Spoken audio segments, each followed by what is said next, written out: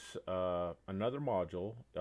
It's in a series. The precursor module was Menace in Raven's Reach, which JR was in earlier today.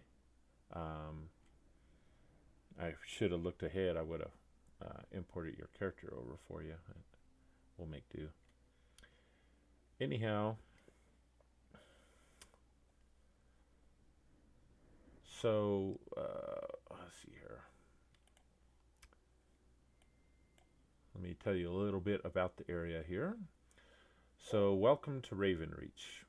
The untamed lands of the north are dangerous and profitable, with opportunities aplenty for the intrepid adventurer. In civilized lands, pickings are few. Local lords and city magistrates levy heavy taxes and procure a percentage of the profits. Out on the frontier, however, the strong, the clever, and the determined can still gain riches and glory. Ravenreach is one small outpost amid the wild hills and deep forests beyond the borderlands. The hardy inhabitants have hacked and hammered out a town, ringed it with a palisade, and raised a small keep and garrison under the leadership of Baron Bartholomew Blackraven, the illegitimate son of a wealthy noble. Though favored by his father, Bartholomew could never inherit. With his father's patronage and a royal commission, he marched into the wilds seeking his fortune. There, he and his company slew the fierce dragon Merc on a high hill named Ravenrock. The location provided fresh water and a superior vantage point above the surrounding territory, which was rich in furs, timber, and precious metals. Soon, settlers made camps and homesteads grew nearby, gathering in the bounty of the land. Ravenreach was founded. Dangerous animals and monsters still ranged throughout the region, however. At first, Baron Blackraven and his men dealt with these threats. Before long, though, the settlements were too widespread, and the Baron was too busy administrating the growing community. Word went out, and notices were posted in the thriving lands to the south to find stalwart adventurers seeking prospects. One day, a talented magic user named Minder arrived in Ravenreach. He impressed the Baron with his magical skills and was promptly placed on retainer at Castle Ravenrock. In exchange for providing spells and potions for the Baron, he was allowed to pursue his own interests. Trolls. And with that, GR, he got a chance to see a little bit of Minder earlier. So, we're going to say that you guys have adventured previously. You were hired by Minder to go out and capture a troll, in which you guys were successful in bringing back a troll, which he then shrunk down to a small rodent to study later. Anyhow, after that, he sent you out on another caravan to go help some dwarves nearby. So you guys were basically on caravan duty and to take some goods up to some dwarves nearby. So you've recently are returning back to Ravenreach from your adventures. And Ravenreach is a very small town. There's like one tavern. The Dancing Bear sells very cheap ale. There's some stables. There's some cabins that you can rent to stay in. There's a blacksmith, and there's a small trade shop there where most people trade in furs and whatnot up here, as coin is pretty rare up in these parts. All right, so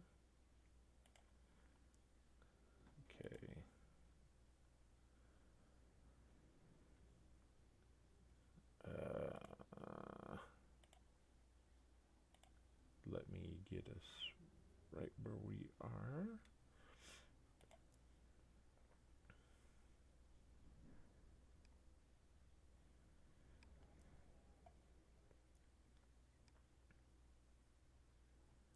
All right. Well, when you get a chance, you need to put us on a combat tracker too. Ah, yes, yes.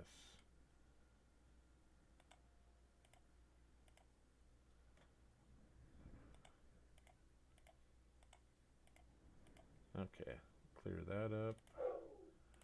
And let me clear up that party sheet too, real quick.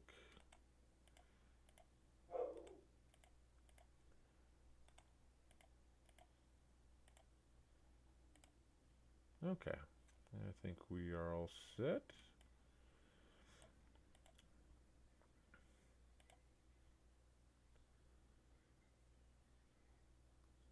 All right, so anyhow, you guys find yourselves in the Dancing Bear, the tavern here. You see a human, uh, male human, behind the bar. His name is Iggy, also known as the Barrel Buster. He used to wrestle professionally uh, in years past. He is the owner of the Dancing Bear. Um, there's a few townsfolk that are here in the bar. You guys, like I said, you recently got back, and you notice as you are traveling through the town and whatnot, like the front gates, you don't see them manned by guards, and you see a lot of people are showing suspicious and worried glances about as you guys walk through town. As you enter into the Dancing Bear, Iggy, he kind of waves you over, and he says, "You guys might want to keep out of sight." Uh, one of the guards going around with some uh,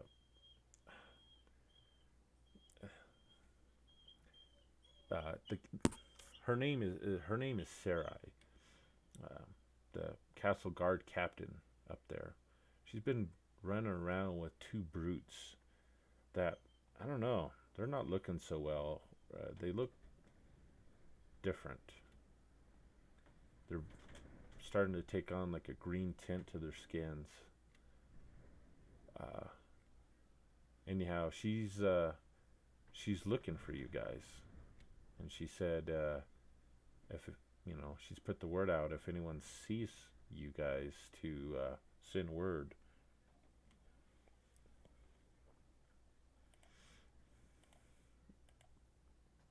Well, that would explain the looks we got as we came into town, no?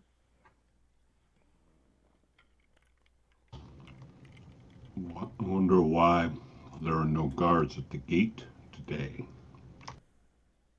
Yes, that was bemusing. I noticed that myself. Iggy, where are the guards? Well, I'm sure they're around somewhere. Like I said, they're looking for you guys. Um, I'm not exactly sure why, but I mean, did you guys do something? Didn't you guys just barely get back? We did what we were supposed to be doing. Yes, yeah, yes. We've just now gotten back into town.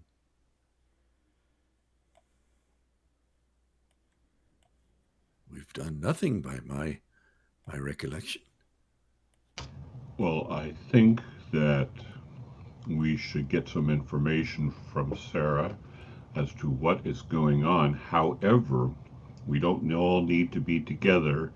So if we can somehow arrange for Sarah to, quote, discover one of us around town, and the others can be in hiding to observe and to possibly do something about it if something goes wrong. Okay, good point. Good point. Yes, uh, I believe I'll be one in hiding. Well, since I hide better than anyone else in this town, maybe I should do that. And Iggy, upon you guys discussing it, he, you see him get this worried expression come over his face, and he kind of turns his head down, kind of cleaning a glass. He's all, speaking of her, here she comes, as he points to the front door. I'll show my hiding capacity right now. I he'll Darlock Durlock will turn around and look toward the front door, mouth open, eyes wide. Okay. Pompado's gonna turn. Hey, lady, why you look for us? All right. So as you do that, you see that she enters through the front door. She gives you a stern look, kind of cocks her head to the left, and they kind of spread out as they kind of come in. Looks like they're trying to block your path. And the four knights next to her, they raise their swords as Siri looks you over, a sneer on her face. You also notice that the knights next to her, they're all they have a green tint to their skin, even though they look like humans. Um, she appears to be a half orc. She says, "Halt where you are." She goes, "You're all under arrest for sedition for your part in attempting to assassinate the Baron." What? We've only just come back into town. How can this be? Sure. Who, Everyone Baron? knows the truth. Everyone knows you tried to kill the Baron. Now, are you going to come quietly, or are we going to have to take care of business? I assure you, sir, there's no business to take care of. We've only just returned into town. And she kind of scans the bar. She's like, "Where are the rest of your party?" I am not. I am not to be seen anywhere.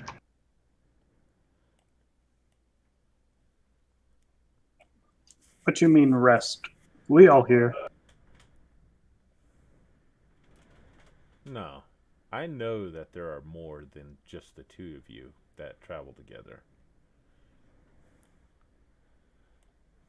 Yes. There were more, but as you can see, they're not here. They've gone their separate ways. We've only come in just a few moments ago to whet to whet our thirst. Yeah, no doubt to escape the authorities. That's I, okay. I assure you, good lady, if we were trying to escape, would we come to the tavern here that Huh. is full of people? You adventurers types, you probably just think you can get away with anything. Well, not anymore. We only do what Magic Man send us to do. Sure. Yes. By Jove, that's right. We were on a mission for, as my comrade says, the Magic Man. Mm-hmm. Yep. I'm sure you were working with Minder. That's okay though. But you guys sure did take a long time getting back. And we have overwhelming evidence that it was you guys that tried to assassinate and kill the Baron. So, I'm going to ask this one more time. Are you going to come with us quietly? Or is this going to get messy? Oh, I'm not afraid of messy. I'm afraid it's going to get messy because I have done nothing wrong. She goes, "Yep, they're guilty. Seize them." All right, so let's go ahead and roll initiative.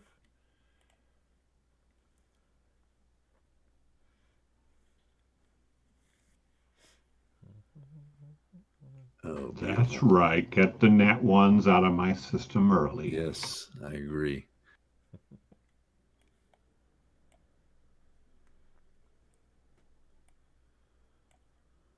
All right. And with that, it looks like Sarai, she is quickest as she quickly jumps out and with her spear and her shield, she rushes Bombada. Let's see here. What tokens? Let's see. Da-da-da.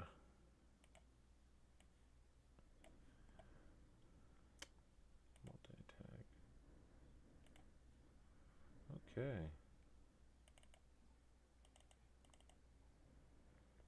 She comes in with lightning reflexes as she jabs at you 3 times, Babada. One of them actually does score a hit.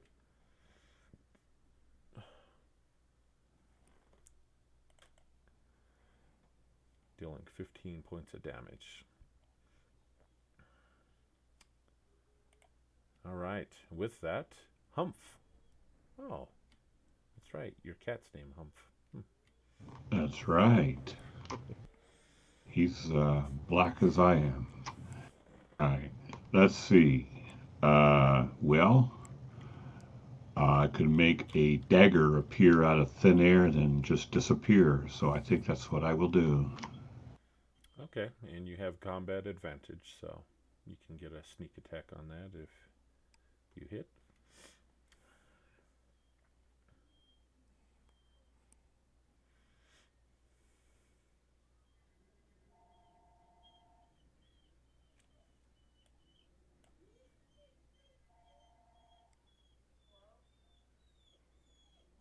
See how that works. Yeah. Oop. Let's see. Looks not so good. And it looks like the dagger shoots out from nowhere and misses, clattering to the floor next to her feet. Bonus action hide. Okay. And with that, you dash back into the shadows back there. Bobata, it is your turn.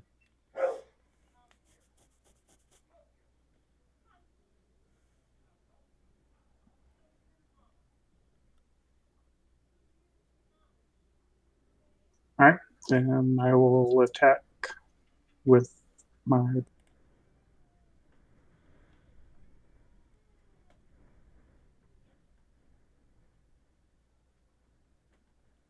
I'm sorry, with the hand. Okay.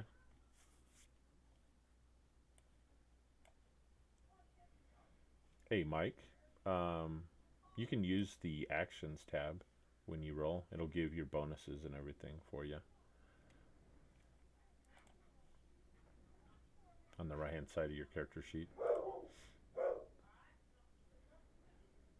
Should be like a black d20 next to each weapon, so you can make the roll.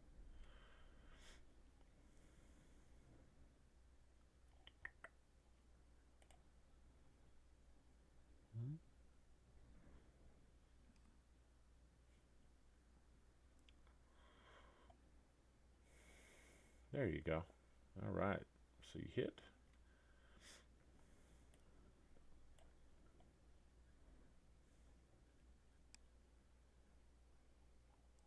All right. So you slash out, slashing her left arm. She shrieks out in pain.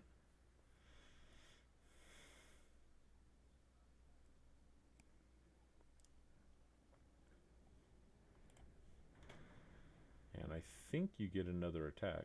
I believe you have extra attack.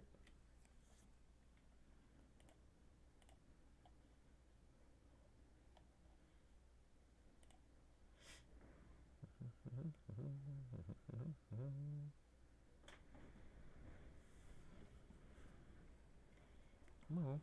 Come on.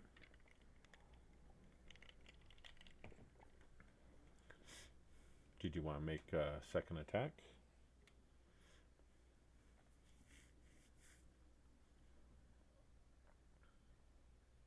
Are you still there, Mike?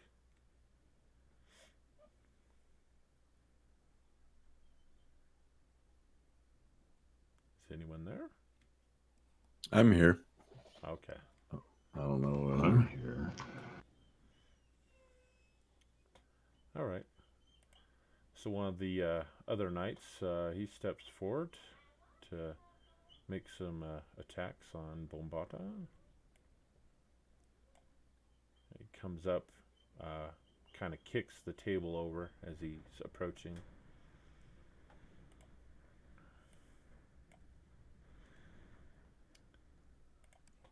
And he swings his great sword at Bombata.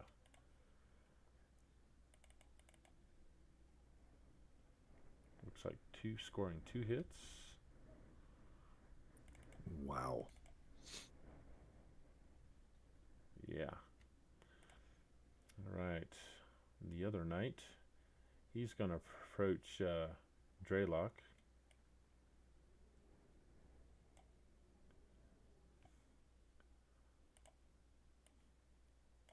And attack poor Draylock over there.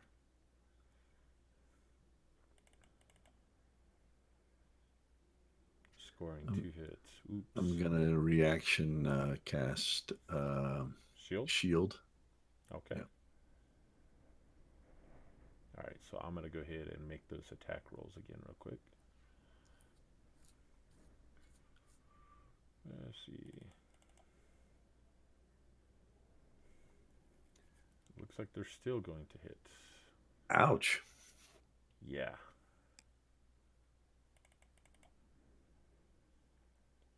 Ooh. Poor wizard. Zowie wowie. Yep. This other knight here is going to come up and attack Bombata.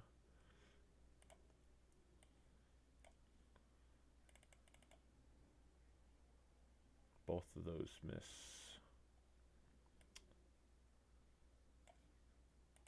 And the last knight's going to come around. Not quite certain. He suspects there's something over back there, but he can't seem to place where that dagger came from. So he goes ahead and attacks Bombata.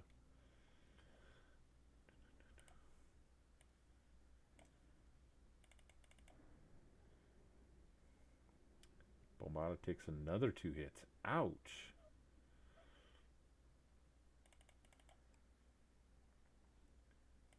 Okay, we're over to Draylock. All right. I'm going to take a step forward, 1 step. Okay. That shouldn't invoke a opportunity attack. I am going to tap my staff on the ground and hold out a hand, and lightning bolt will come out of my hand straight down the line here. So I'm going to very nice. Going to target the 3 in front of me. Thank you. Yep. And let it fly.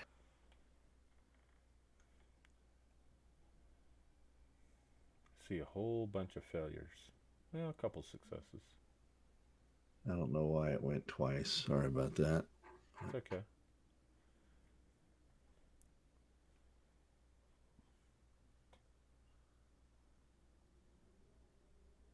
And with bonus action, I'm going to Misty Step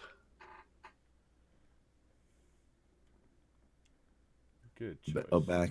I'm going to go back over in that northwest corner behind the bar. Back over there. Yes, please. Okay. So poof, Dralik disappears after discharging that lightning bolt, appearing in the And back that of the is my corner. turn. All right. Sarai. She uh, she drops down to a knee from that big jolt that she took. Shakes her head, takes her spear, jabs it up into Bombada,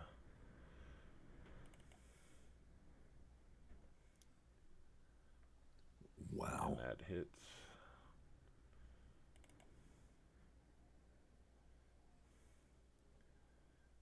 Oof. Bet you roll like, wish you rolled like this during a game, huh?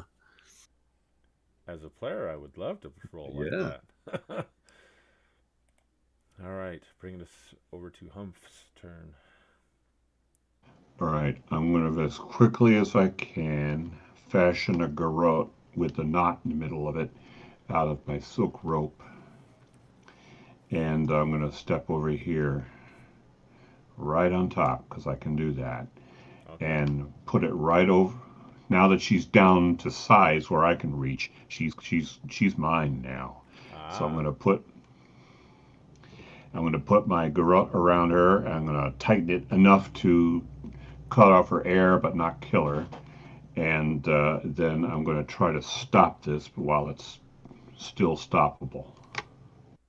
Okay. All right. Let's see you see if you can put that around her neck real quick, and I'll give you combat advantage because she was not aware you were back there.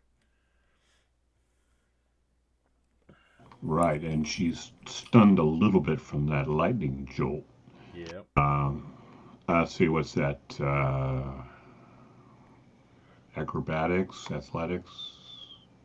Go ahead. Yeah, go ahead and do your acrobatics. That works.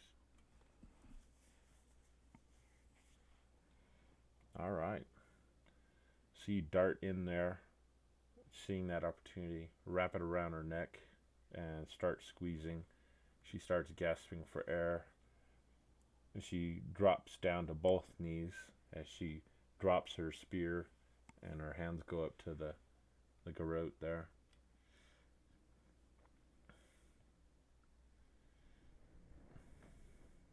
Now you can stop right now, or I could squeeze a little harder and break your trachea in one go.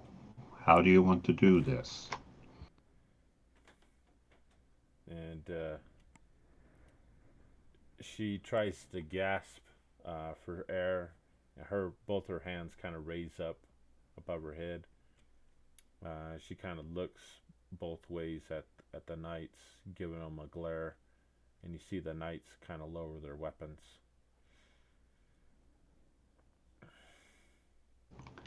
Now, you and me, we're going to proceed behind the bar, and I'm going to keep a hold of this, and we're all going to be nice, peaceable people, as I am a peaceable person. So let's do that. So keep it low and slow with me. All right, and she complies. You see the other guards kind of back up.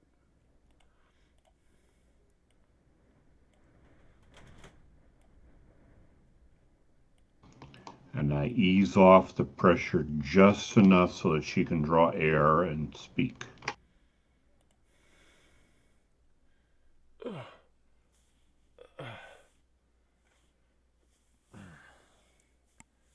Why do you adventurers have to make things so difficult? We were sitting here in a bar drinking a drink like you're supposed to do, and you come in here with wild accusation. So, wild accusations require extraordinary proof, better than your say so from where I'm sitting. You get me? Very well. You can stay free for now, but I'm sure Minder will send other people to hunt you down. We work for Minder, you twit. Could it be a double cross? He sent us out only to accuse us as we're gone, and upon our return? Could that be?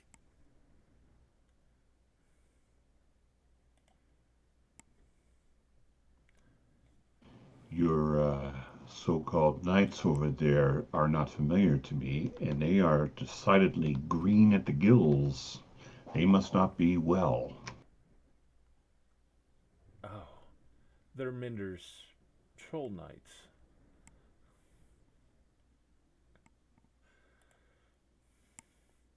So Minder's been playing with trolls, has he?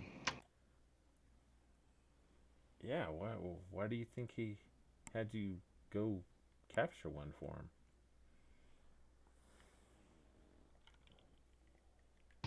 him? Well, I believe it was for some research purpose, but I did not expect him to be befouling the likes of human beings.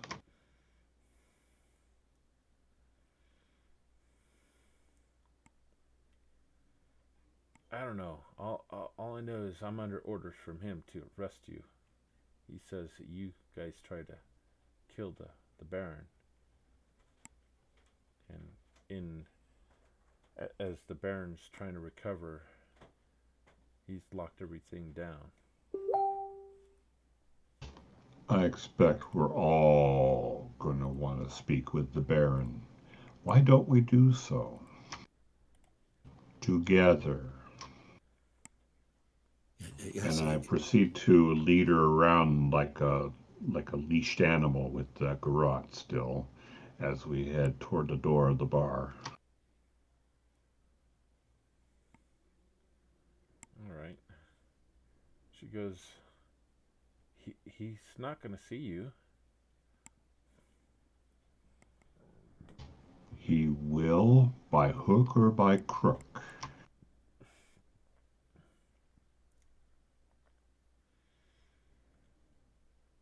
She goes, "This, I'm just following orders." And with that, you see the knights. They start to raise their weapons up against you. Looks like they have no intentions on letting you leave. And I pull up a little on the rope and make her dance a little.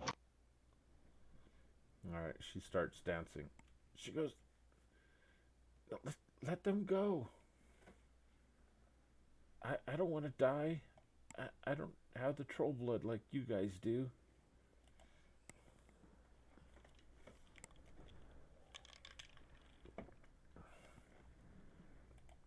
It seems to me, friends, we have a new quest. Maybe we should go see the wizard. Oh, we'll see the wizard, I think. But first I want to talk to the Baron and clear up the matter of this identity stuff.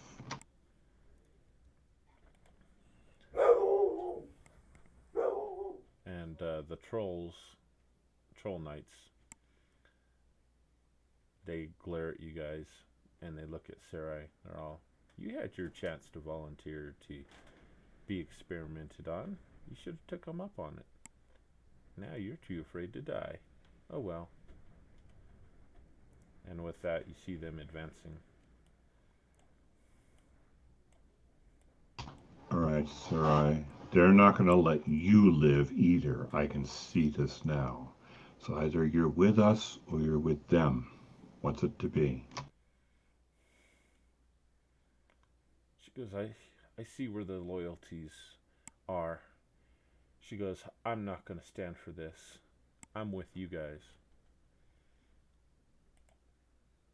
I didn't hear that last part. I'm with you guys. All right.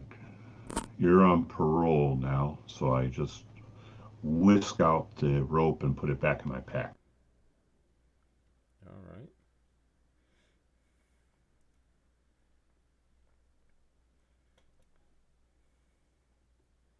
All right. And with the troll knights advancing, we'll hop back into initiative. We'll guess we'll start at the top, which is Sarai. So she spins around, steps up, grabs her spear and her shield, and she begins attacking the knights there.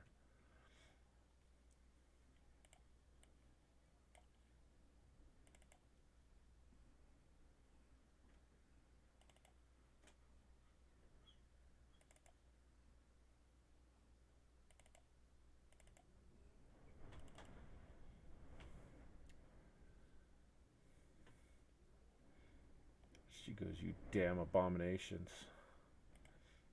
All right, Humph, your turn. I'm gonna reach out and grab my dagger from where I fell on the floor because I like that knife. I'm gonna go over here.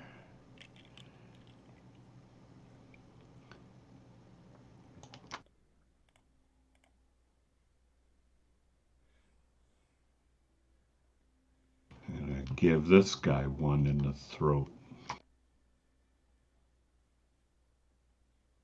Okay.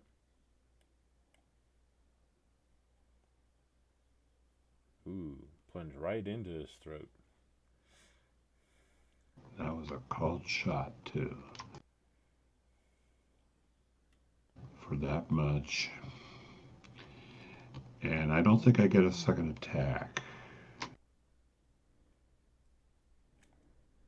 Oh, yeah. No. I will double that, though, since it was a called shot.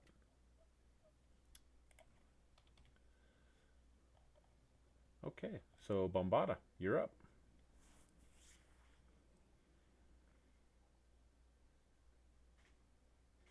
Are you with us, Mike? Yeah, I'm gonna run up.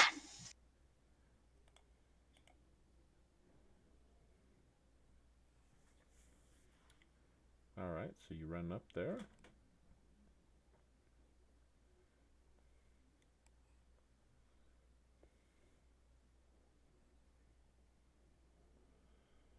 All right, swinging your axe, and you hit.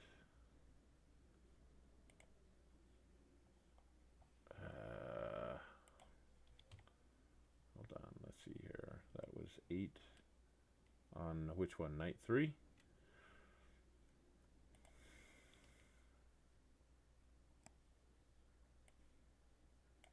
Mike? Yeah, Knight 3. I don't know why it went to her. Because you still had Sarai targeted. All right, and you have extra attack. Did you want to make another attack? Yeah, I'm gonna stab him with my javelin. Okay. Ooh, critical.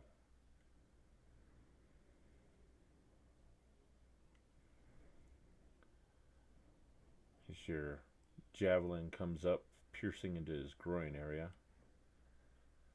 Lets out a grunt of pain. You see him kind of sagging down, dropping down to his knee. And since you're a barbarian, did you also want to rage so you can have some damage resistance?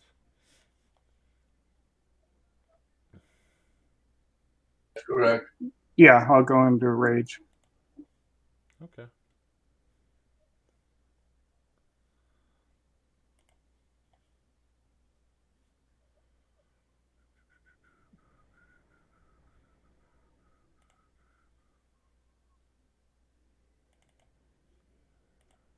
Okay. That brings us over to Knight 1, who is going to attack Sarai.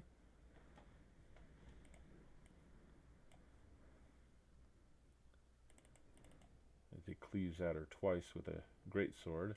She blocks both blows with her shield. Knight 2 turns its attention upon Bombada.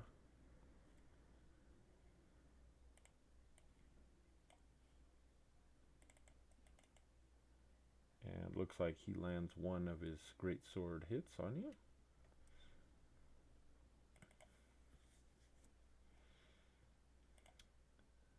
Knight 3 is also attacking you, Bombada. Scoring 2 more hits.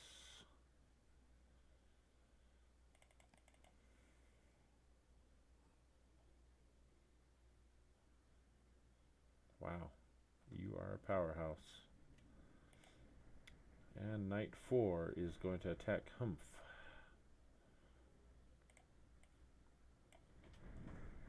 Uncanny dodge.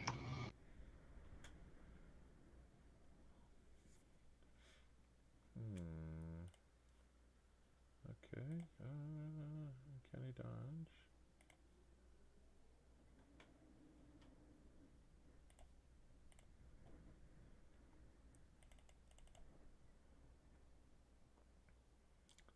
Looks like one of them's going to hit.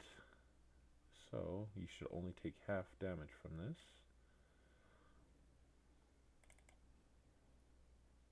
Okay, it worked. Alright, that brings us over to Drylock. All right. Draylock is once again going to tap his quarterstaff on the ground. He's going to utter some words, Flama Ignis Incendia. And in his hand, he is going to conjure up magic missile in the 2nd degree. I'm going to cast it at 2nd level. Nice. And giving me 4 magic missiles. I'll project one on each one of the knights here. Alright.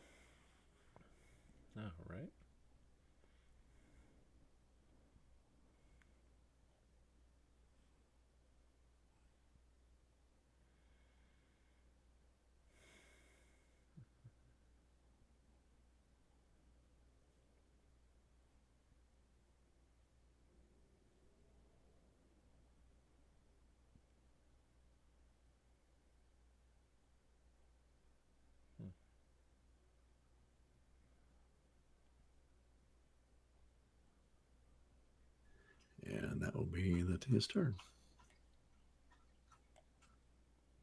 Okay. That brings us back up to the top to Sarai. He goes to town, see if she could finish off this one knight in front of her. Scoring a miss. Comes in with another blow, a miss. Wow. She just can't seem to get through his defenses this time. Humph, your turn. Right. No sneak attacks this time. Let's try. Just straight up with my short sword.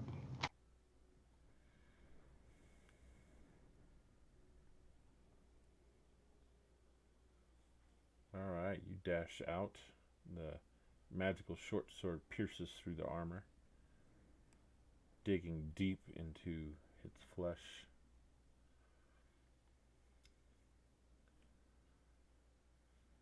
Okay, Bombada. Alright. I'm going to go into a frenzy. Uh-oh. And I'm going to attack Knight 3. Okay. Critical hit. Nice. Nice. And that takes out that knight. Okay. Then with my bonus action, I'm going to hit my.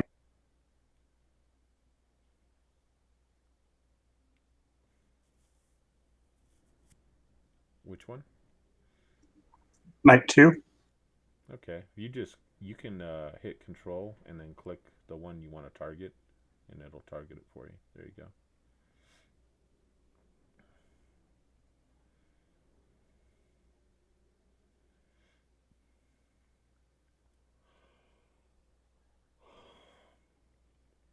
Right, another pretty good hit. Grievously wounding that guy. He staggers back a little bit from that blow.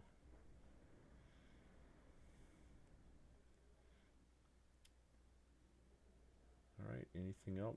Bombada.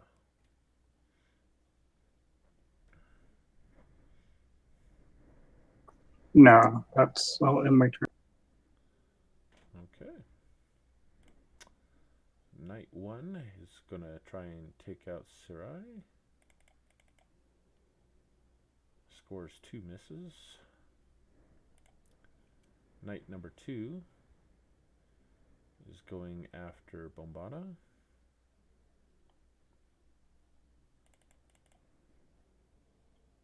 Looks like one of them scored a hit.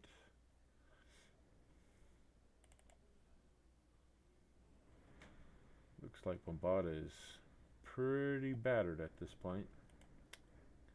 Knight 4 presses in the attack on Humph. Ooh, 2 hits.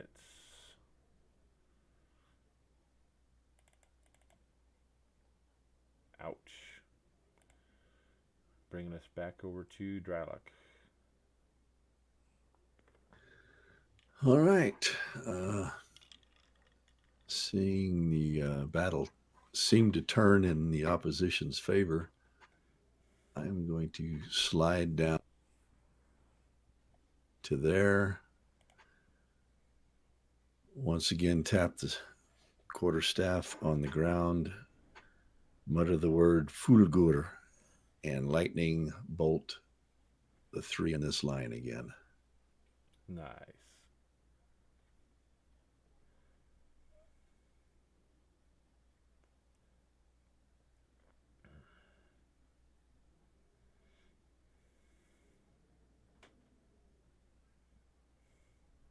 Oh, yes. Ooh, nice.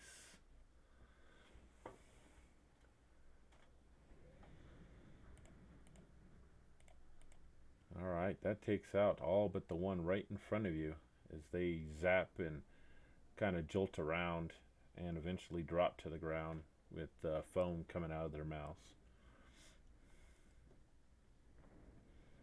Sarai, she jumps at the opportunity. She runs up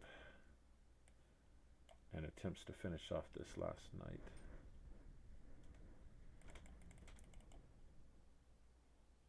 Looks like she scored 2 hits. Taking that last one out.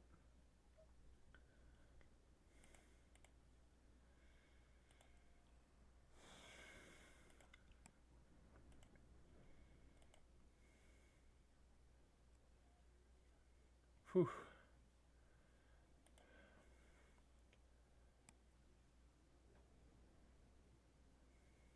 That was not what I came in here for. I came in for a simple drink.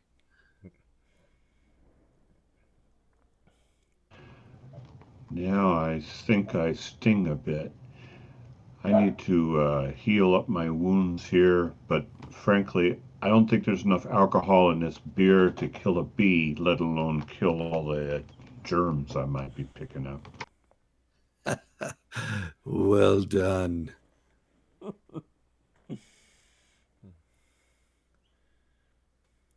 Iggy, the barkeep, he kind of pokes his head up from back behind the bar.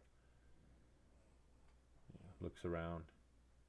She goes, or he's all, I heard that. But, yeah, you guys look like you took a beating. Uh, Perhaps we should get you to safety somewhere. Yes, I think a safe hidey hole would be very well advised. I'll take that. Yes, I agree.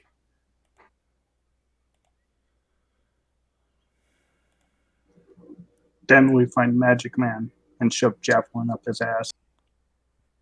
I agree with that as well. Boombata, I have a magic potion here. If you would, excuse me, a healing potion. If you would care to use it, you look as though you are in need. Yeah, I have some too, but no, you keep yours. I'll just take one of mine. Very well. Bombada already have it. Could use this.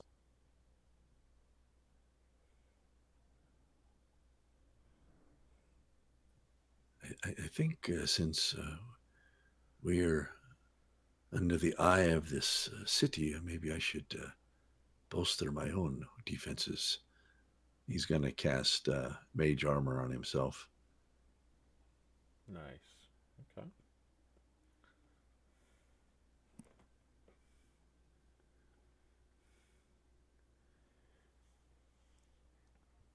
And Sarai, she's all.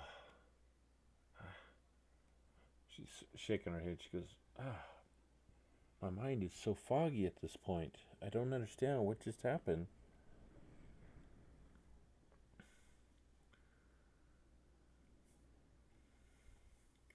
She's all, quickly, I know of a friend that will be able to hide from other patrols. If you want to join me, anyways. By all means, let's go find a safe place to take stock of where we are and why we are. All right, and with that, she leads you just outside of town. She takes you to an old dairy farm, and she comes up to the door, knocks on it, and you see a human female answer with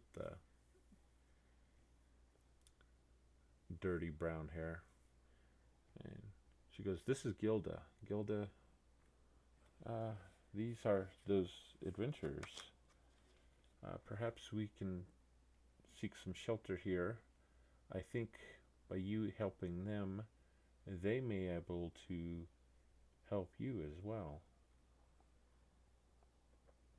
And Gilda, she steps aside as she opens the door.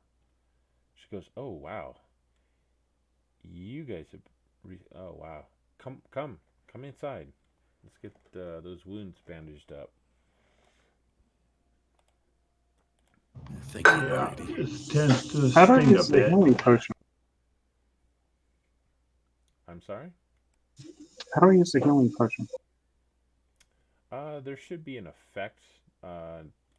Actually, let me look at your actions. Actually, no. What you have to do is you have to bring up the spell item in the right-hand side of the table, and then from in there, search for potion of healing, lesser, and then drag the little round shield onto your actions tab, and it becomes like a spell effect. And then you can then target yourself and click the effect; it'll heal you.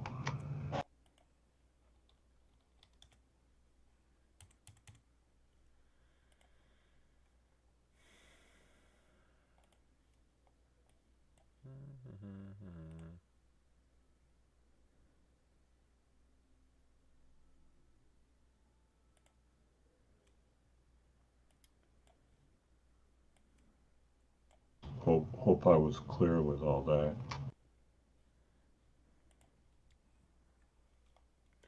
So, I added onto your character sheet, Mike. So under your actions, there's one for potion of healing with the effect. Now you can just double click that to consume one and heal yourself.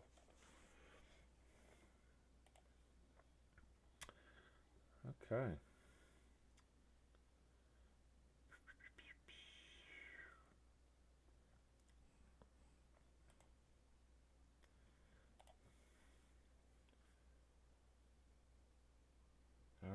and What oh, what's that? one of the things I like to do on my character sheets is when I have consumable magic items like that is I do the preparation and create a preparation item that has the little dots, and you can just tick off the dots as you consume healing potions, for example. Good idea.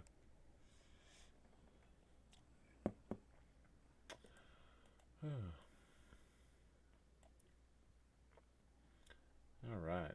So Gilda, she goes and grabs some bandages and whatnot, and she proceeds to attempt to help bandage you up.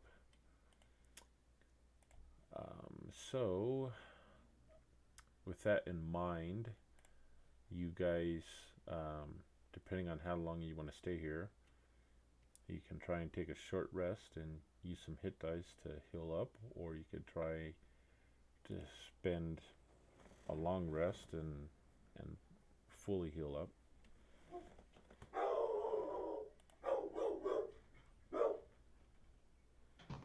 I think a short rest is warranted here. We still need to get to see the Baron and clear our names.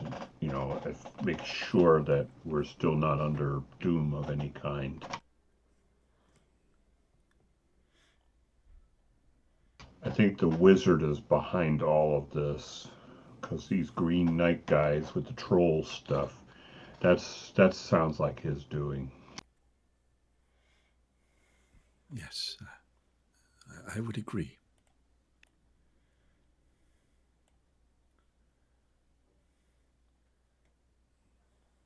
It's possible the wizard has the Baron in his thrall of some kind. We need to figure that out pronto, because without that, all else is lost.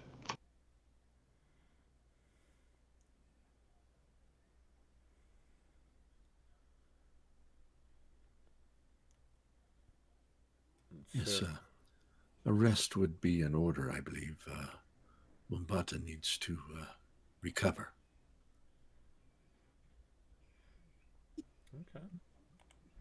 Yes, rest. So short rest is in effect. So if you'd like to burn any hit dice to heal up, you may do so at this time.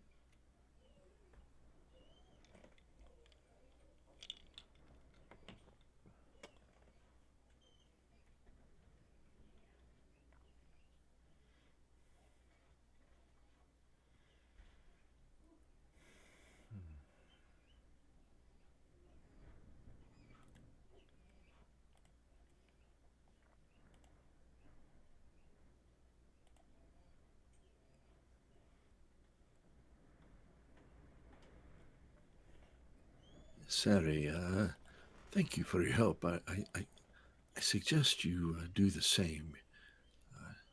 Heal yourself or take some of the salves and dress your wounds.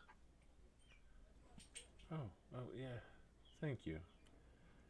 I feel so out of it. My mind feels like it's so fogged up right now.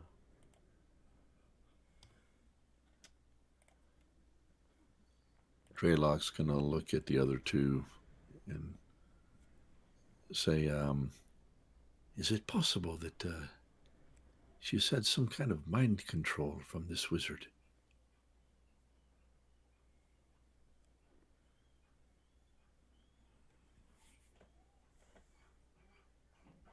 Oh, that's why I suggest somebody has enthralled the Baron, because I've seen that sort of thing before. That's with the evil magic users, especially.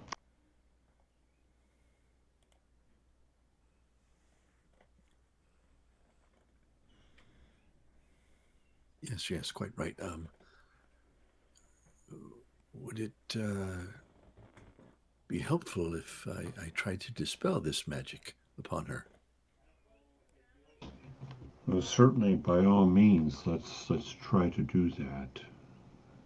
If you're feeling up to it. Yes, I'm not well spent yet. Miss Sari, would you mind removing any magic items from your person and place them on the table? And if, with your permission, I would like to try to dispel this possible magic that's been put upon you. She says, I don't have any magical items upon me. But yeah, I will welcome any assistance you have.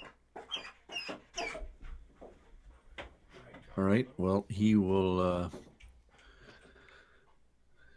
take the necessary steps. I believe we guessed touch. Let me double check that.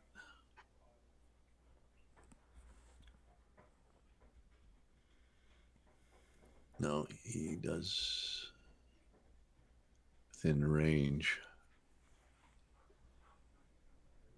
Okay, well, he will try to do this. She has to do a DC check, I guess, or save, but I will cast that on her. All right, you cast that upon her.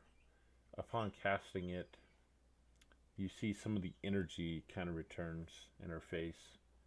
She kind of looks around. She goes, "My mind seems to be cleared now. Thank you." Oh, you're most welcome. If we cannot hold what has happened against you, you are not acting upon your own will, but the will of someone else. So you're quite welcome, and thank you for coming to our own aid and helping. You are most invaluable. Well, well, thank you. I'm sorry about that, but yeah, that bastard Minder obviously put some spell over me. Things are not going well up there at the keep. The Baron, he is being held hostage up there. Minder has seized control, and he has been infusing the knights up there with troll blood. Oh, it's nasty business. Yes, we're going to have to try to put it into that. Sarai, I'm sorry about the rope thing, it just had to be done. That's understandable. In any case, do you have a way that we can get to either the Baron or the Wizard without them being made aware? She's all, I'm I'm afraid after that confrontation, I can try to get you in through the front door. Um, I mean, obviously, Minder, he wants you arrested, and he doesn't want you arrested. He wants to take you out because you guys know what he's up to. And as you guys are talking about that, Gilda, she kind of clears her throat. She goes, "Ah," she goes, "Perhaps by helping you, you could help me find my brother Jory. You see, Jory was also arrested."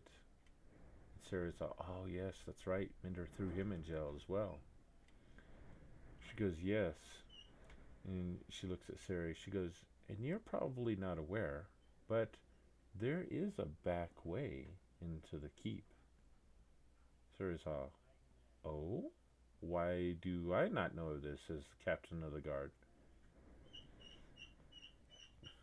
And Gilda, And I mutter to myself, why don't I know this since I'm such a great thief?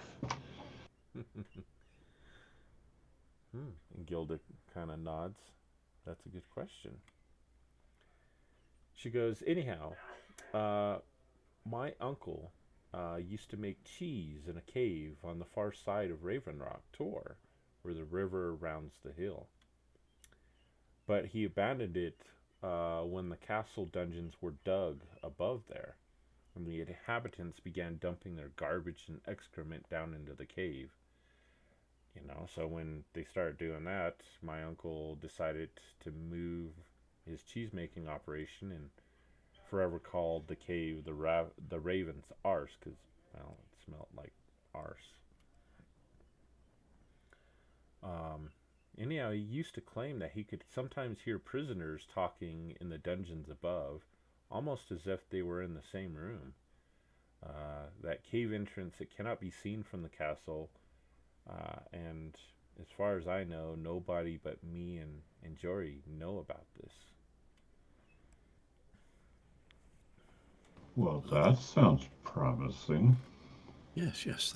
Well, It you could guys definitely be say we need used. to do a little arse discovery here. Oh, I see what you did there.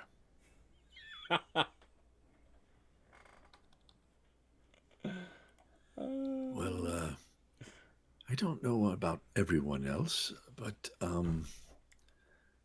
if we are to take on this wizard, speaking for myself only, you understand, I will need to have more than just this short rest. I have used quite a few spells this morning already, but if we're just going to talk to the governor, then I'll be fine till nightfall.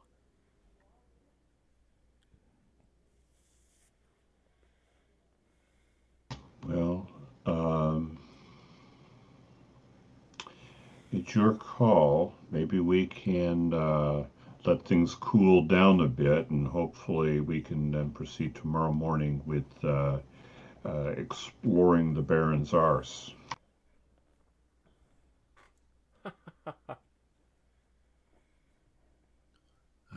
I'm sorry that this does not seem like a pleasing endeavor, but I understand what you're saying.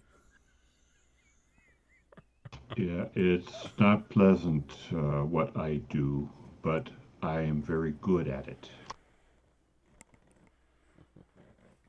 Well, I am glad you're on our side.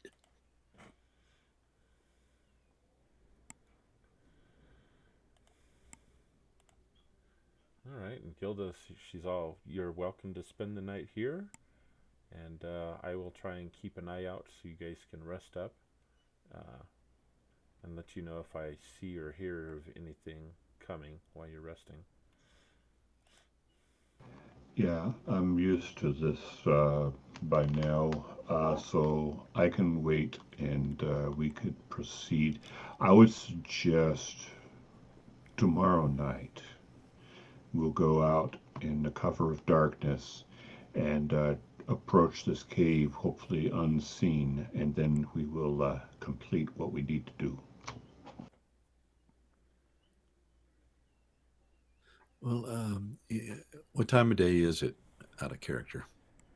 It's in the evening right now. Okay.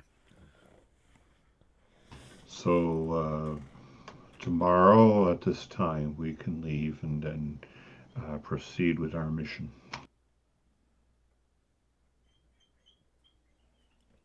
That is a good plan. All right. So I will go ahead and give you guys a long rest. And you guys want to take a real quick bio break? Yeah, that Yeah, works. works for me. All right, we'll take like a 10-minute break or something. Okay. Sounds great.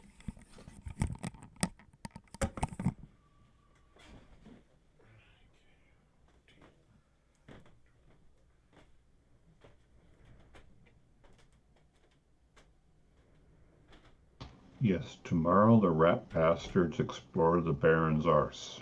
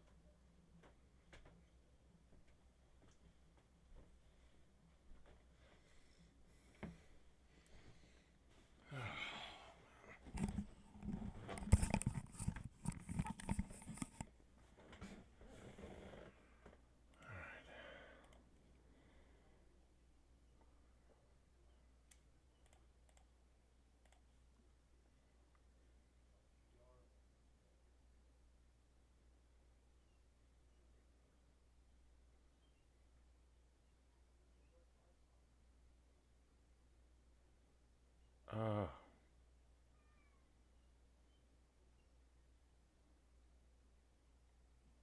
there should have been a long bridge in the bottom.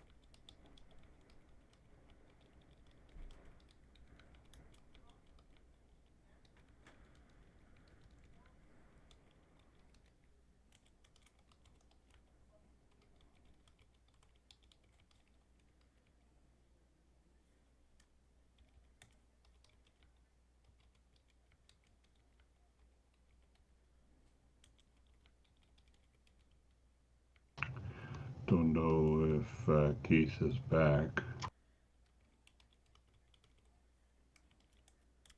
I'm back. There was another player that was supposed to be with us. Yeah, there's no way to tell when the DM gets back or is away. Yeah, Just the yeah. I'm back. I was just typing. There was another player that was supposed to join us earlier.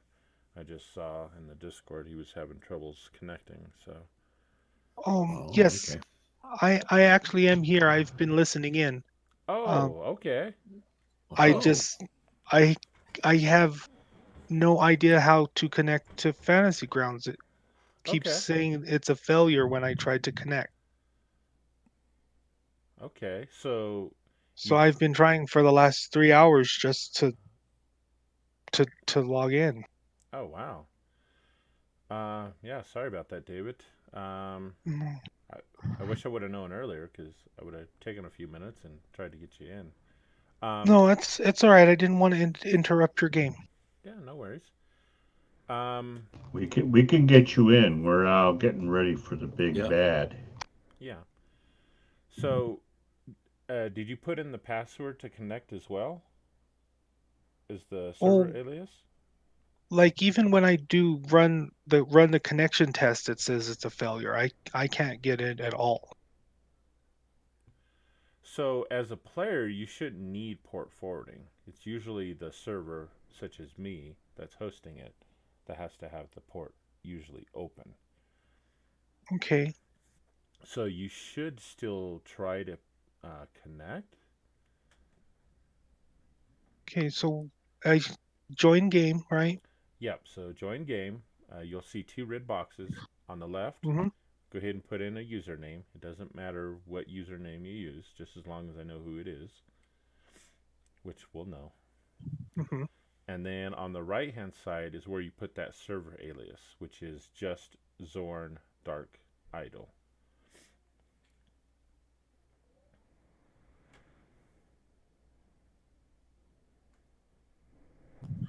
And then password Yep, password is mystery. is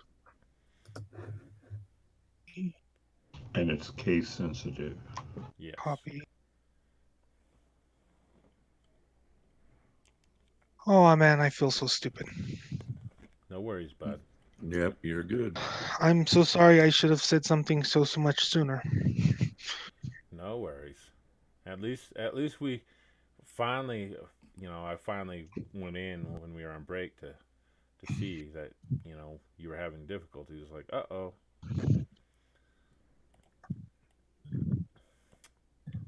Well, at least I know that I can't host a game because for whatever reason I can't do stuff. But Gotcha. Yeah, the a lot of the people out here, they have the network address translation turned on. I had to, for myself, I had to pay just to get a public IP address so I could do it. mhm. All right, it's giving me 3 character choices. You can choose any one of those that you'd like to play. Human fighter. Okay, cool. Nice. Meat shield. Yeah. All right. I'll And need to pull Draylock and Gilda aside for a minute when I have a chance. okay. So David, I know you're fairly new to Fantasy Grounds. So as you're playing, just let me know what you're doing, and I'll orchestrate a bunch of that for you. Mhm. Okay. So you said you have been listening, and you know that we're at Hilda's house. Yes, I've been kind of in and out, but I have been listening. Okay. All right. All right. So is everyone else back and ready to go? Loco's back. Yeah, I'm back. Okay. So it sounds like everyone's back. Okay.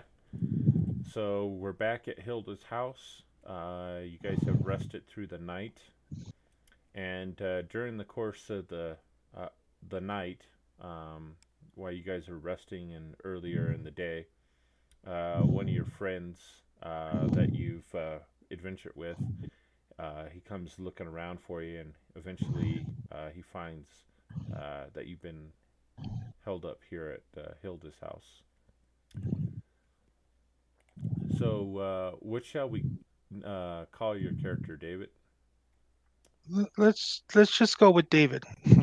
Okay,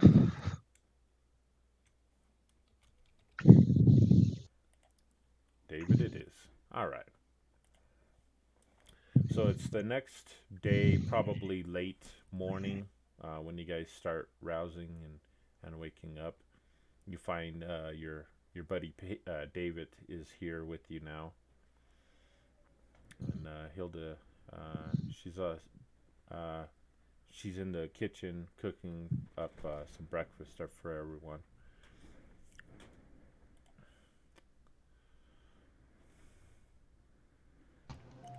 Fortunate that I see you here cooking breakfast, Lady Hilda. I have a question for you, mayhap. Oh, and what is your question? How good are you at cooking up other things? Um, I feel a need for something very special that I want to keep on hand in case of emergency. Okay. And what is this thing you want me to cook up? Um, a potion or something that I could throw at a person or into a room which would have a soporific effect. Basically, a sleep fog of some kind. Ooh. I know how to cook bacon and eggs. I can make a mean pork roast. But that I don't know. Do you have a recipe on how to make That something like that? that's why I wanted to introduce you to my friend Draylock over here, who knows a lot of very interesting things. Oh.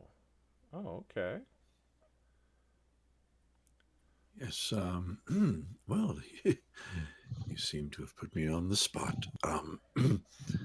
Yes. Some sort of sleep incantation or a potion. Hey. Hmm, well, let Something me. like, say, an infusion of nightshade or something like that. That, that's more up the alchemy line, I believe. But let me give me a moment to check. Do I need to roll anything to see if this is something I can come up with, Um, let's see or is it Or I here. flat could out no help to? with Nah, some of my knowledge of poisons and other things from the yeah. Thieves Guild, or You can try and do we could probably either do nature or medicine. Actually, maybe even an arcana check, whichever you guys would prefer. We'll go ahead and have Yeah, I'd do one of rather those. rather do Arcana. Okay.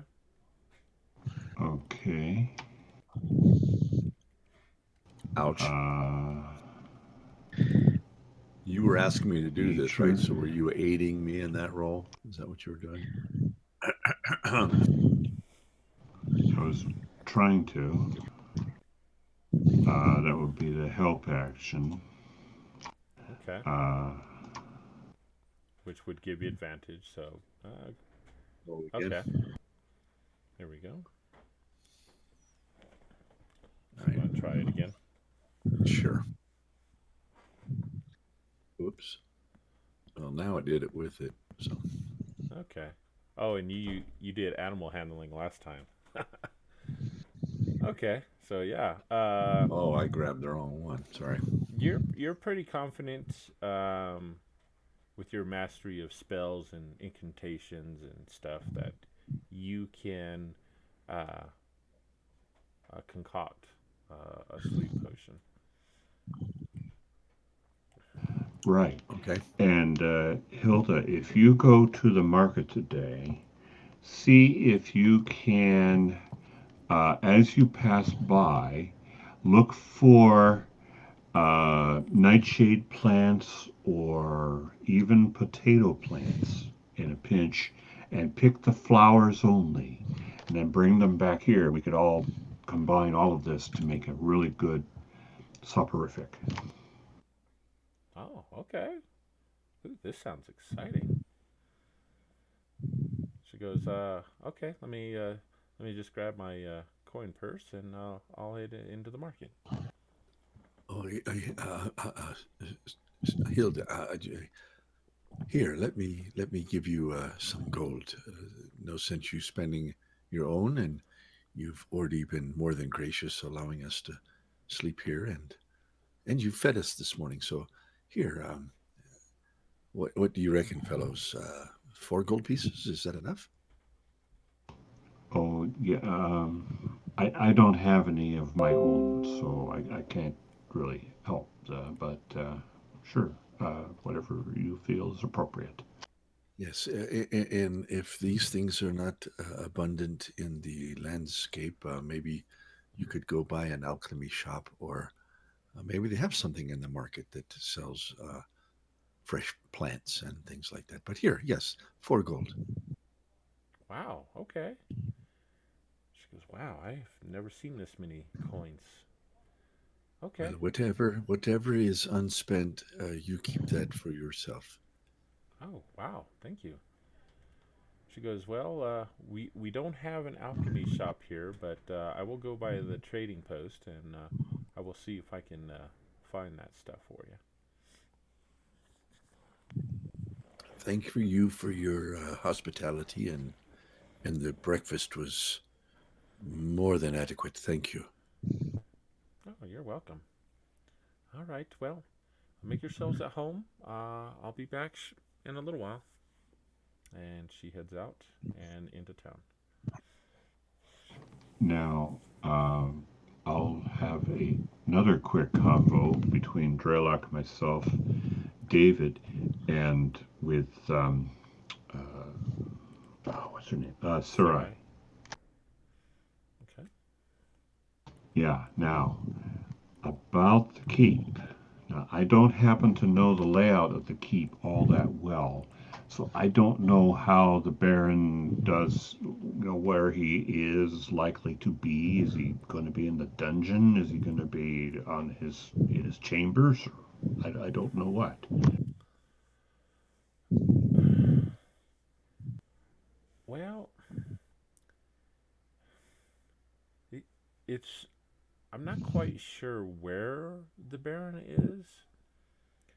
I know he was held up and put in his bedroom, and I did see Minder cast some spell that made like a copy of him that's going around, and it got a little confusing as to who was the Baron and who wasn't the Baron after a little while. Uh, is this like an illusion of a Baron, or is it like a simulacrum, a golem, um, some kind of arcane replica? Well, what's the difference? One of them I can The kill. One difference of them is, I can see through.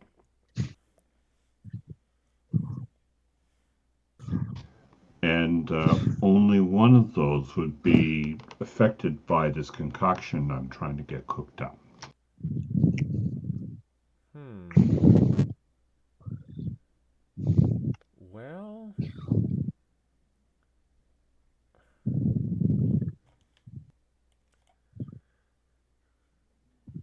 she goes, probably that middle choice. What was that word?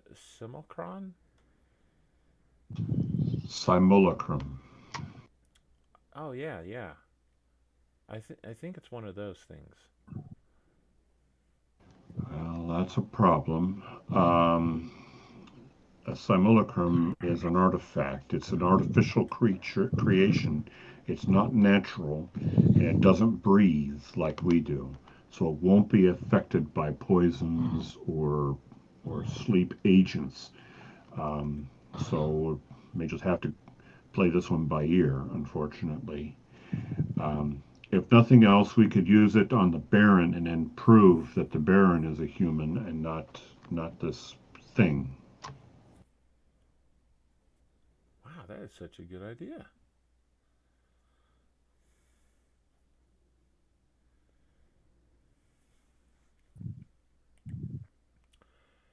But anyhow, so his bedroom, I believe, is up towards the top of the keep.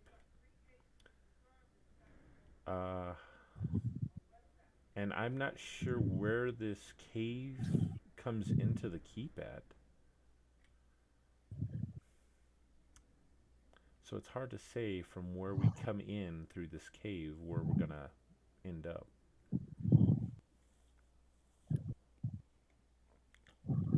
And hopefully not pick up a lot of foul odor that blows our stealth into pieces.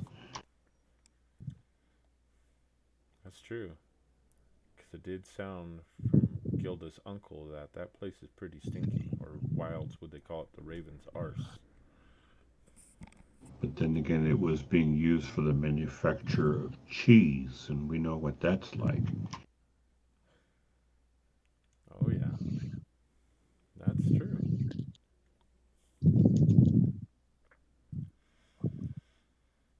All right. Well, just have to make do, and if nothing else, we'll take an extra wrap of clothing that we can discard once we've gotten to the rest of the keep.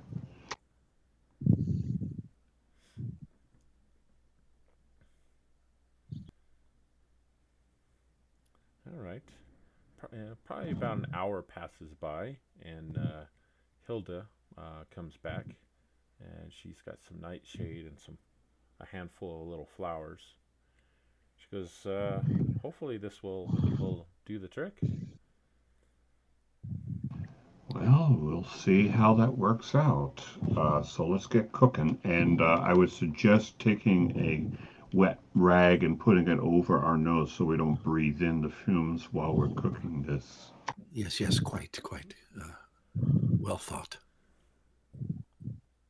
Okay. Like I said, I have some degree of experience with poisons.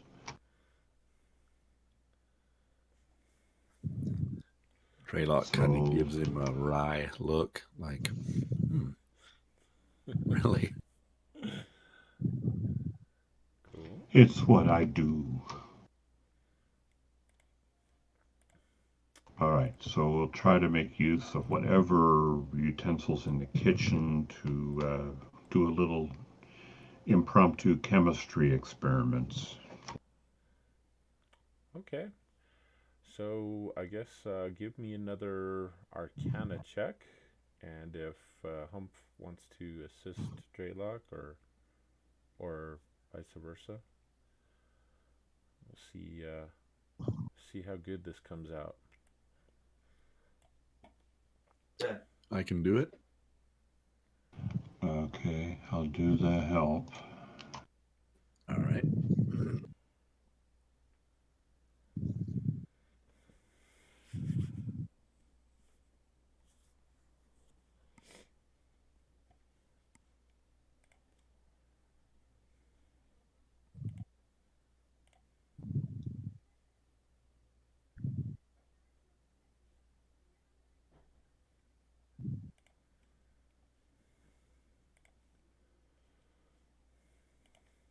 Okay.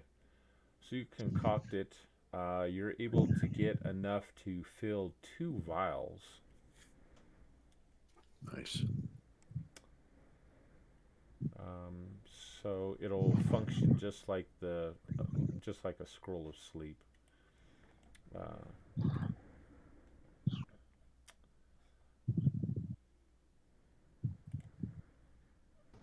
I should change my middle name to MacGyver. yeah. So who's going to take possession of these 2 vials? All right, Draylock, I, you take one, I'll take one. Okay. yes, okay. Not quite sure how to administer something like this. What you do is you take it and then you just smash it on the ground somewhere. Oh, it's an airborne agent, is it? I see. So it is best not to breathe in if I administer that. Is this correct? It would be a very quick and probably unpleasant nap, yes. So I would suggest that the effect on this is about between 5 and 10 feet on a side. And it's basically meant to be thrown down in front of a person. And that person should fall asleep. I see. Well, thank you for the warning, and I will do my best. Although I am not proficient, as you would say, in the matters of throwing and catching, but I will do my best. Well, I'm sure that you were a beginner wizard at some point and you tended to drop things. So just drop things at a distance. Yes, as my mentor would say, I did more than my fair share of dropping things. But yes, I understand. All right, so I've applied. I went and dropped the spell sleep into your actions tab, and then I just gave you a scroll of sleep. It'll function, except it's a potion. Okay. So now we're ready for what unfolds. Yeah. Yep. Probing the Baron's clacker. Okay. All right. So you guys head off once it turns nightfall, if I recall correctly. You guys are gonna head to the Correct. secret Yeah. cheese cave. Yeah, that's right. All right. Uh, so before you head out, it looks like there's a storm that starts blowing in. You head out though to try and make the best of your time.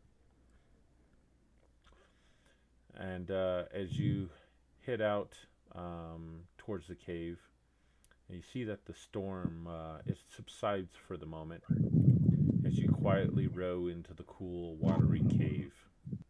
Few fluttering bats catch your eye. As you proceed, the outline of a flat shelf above the waterline and an old framework on the rock wall are revealed. Above and to the right, a trickle of slimy water slithers down the wall from a hole in the ceiling.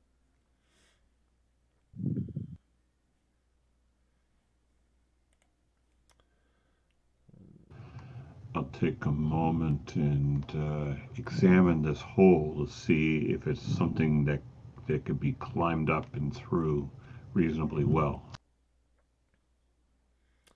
So as you investigate the hole a little bit better, you see that leads the flooded cave there leads to an 8 foot wide tunnel, winds through about 15 feet, entering a large chamber.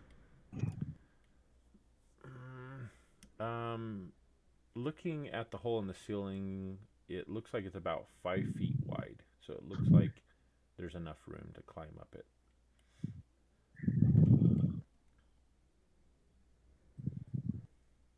Okay. Well, there's an easy way in, and there's the filthy way in. Looks like. Oh my. Must we really think about getting filthy dirty? Well, that's why I had you put on those extra outerwear on, just in case. Oh, as you wish.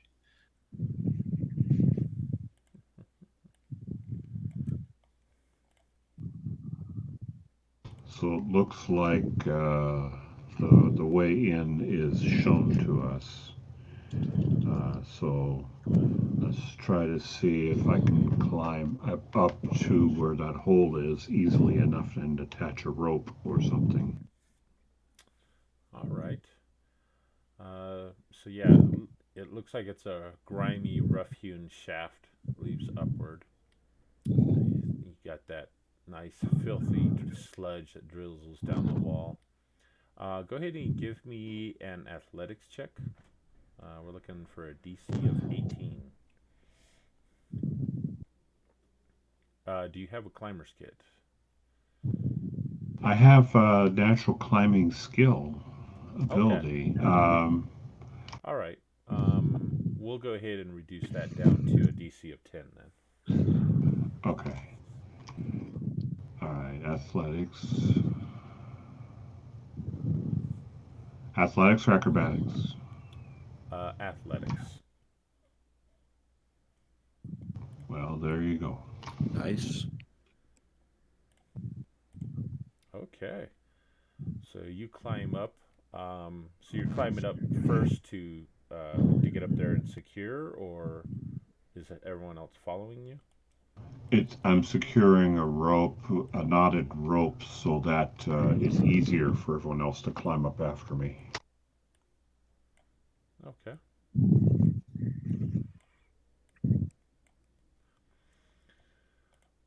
So, as you're, and give me a perception check as well, please.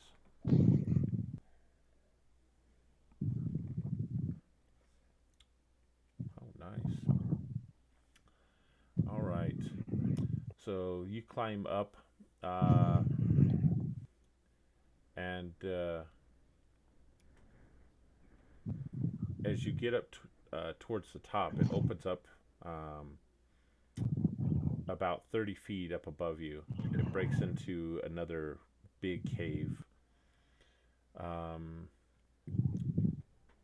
and you notice some things kind of fluttering in the darkness on the other side of the cave.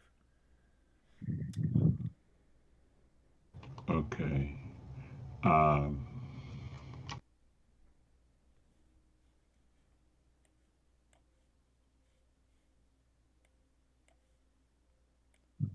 I don't. oh, it doesn't say I have it. I don't think I have dark vision, so that's no good. Um, so I'll just strike a small splint from my tinderbox and see if I could just see a little bit. Okay. So you strike a little bit of a spark, and you see these small little like fey looking creatures kind of darting about in the darkness. Looks like they haven't noticed you yet. You see what might be a pile of refuse or some bones on the other side of the cave up there. Okay. I whispered down the shaft so they can hear me without being noisy that there's something up here hanging on the ceilings. So if you climb up here, be very quiet.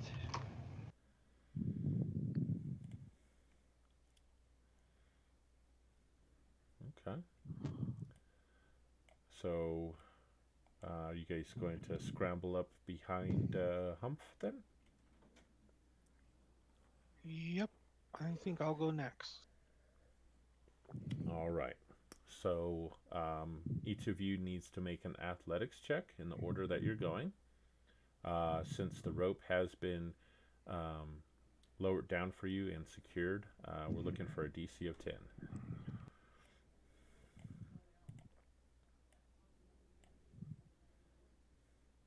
Draylaw could go third. Okay.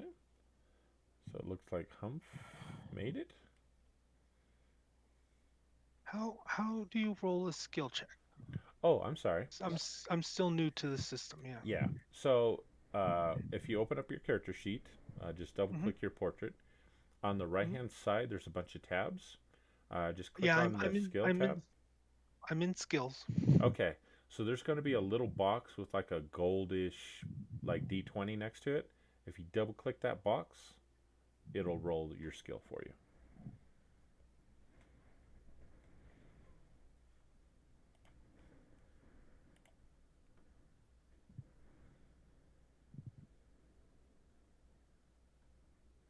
Man, I'm holding everybody up.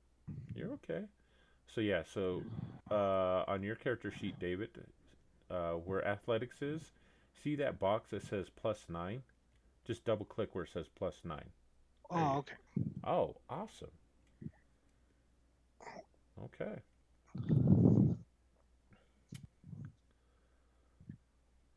Ooh. All right. So, David, you easily climb up the shaft, and you are up there next to Humph. Looks like Draylock coming next is having a hard time. He keeps sliding down the rope. Bombada tries as well, and Bombada's not doing very well. Oh, this miserable slime. Why are we going this way? Oh, Is Sarai with us? I thought she was Oh, with us on this yes, trip. she is as well. Yes. Give me a second. Let's see. Oh, I see her. All right. So, wow, even she is sliding. Um, and between her and Bombada, they make such a ruckus. You see those little fairy things.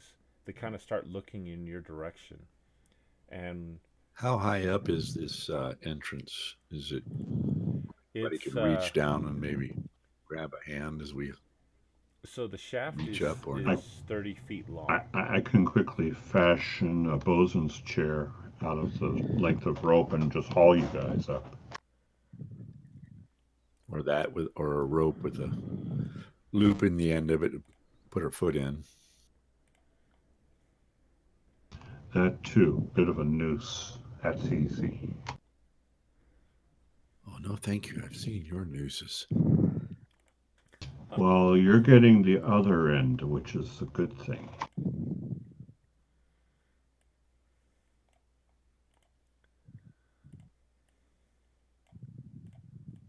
All right, so you start fashioning that rope We need to as roll again if he's gonna drop down a rope with a yeah, noose in, or not a noose, a loop in the bottom.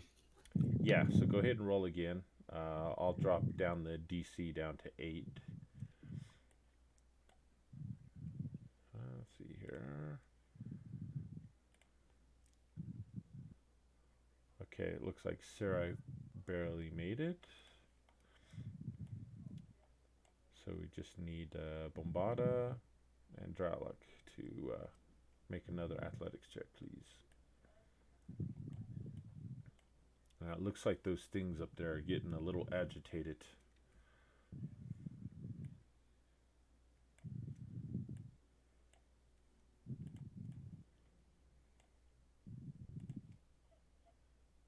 Okay, Bombada, are you there? Draluk? Make an athletics check. Oh, I'm sorry. I was pushing the wrong button. So, yeah. Draluk and Bombada, go ahead and roll a athletics check. We'll do a DC of 8 this time. Sarai, she made hers, so she was able to get up there. Okay.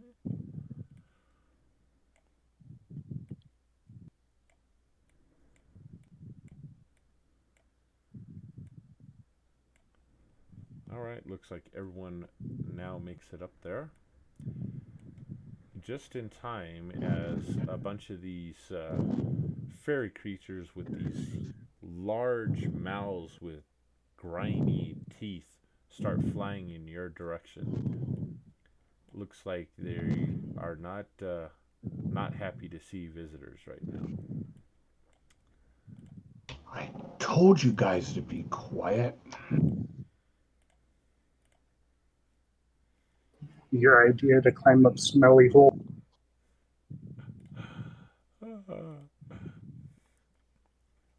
So these small fae-like creatures, they look like sprites, save for the ooze and film that covers their body and the slightly ravenous look on their small faces.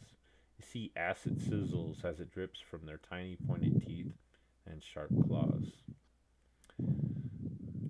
All right, so we're going to go ahead and go into initiative. So to roll initiative, on the main tab of your character sheet in the middle, there should be a box under INIT. Just double click that.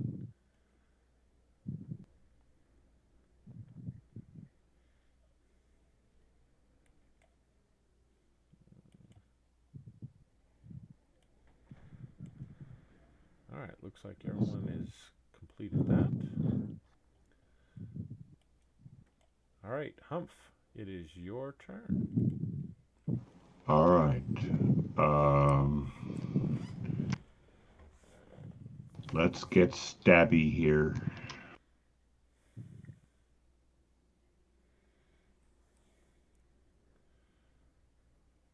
That sure is stabby.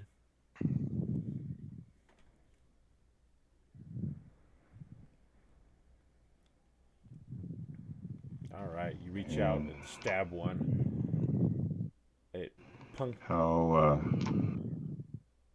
did I puncture it, or is it just annoyed? It looks like you did a decent amount of damage. It's not completely annihilated. There's some light damage. You damaged a little bit of its wing, but it is still there. Okay, Drylock, your turn.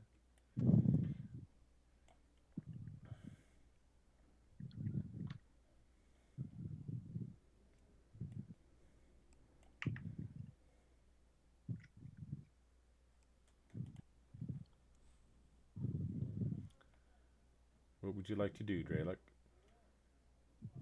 I'm looking. Okay. um, let's see. Well, I'll pull out the old magic missile once again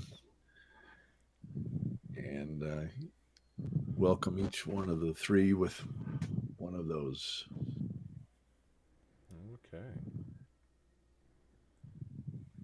Larry, Curly, and Moe. Okay.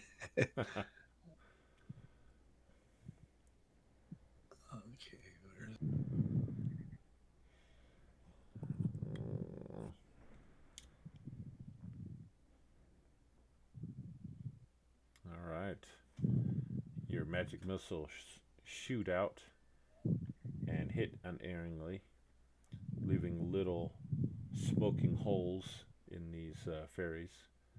Kind of looks like it just peppered and pissed them off, though. All right, Bombada, your turn.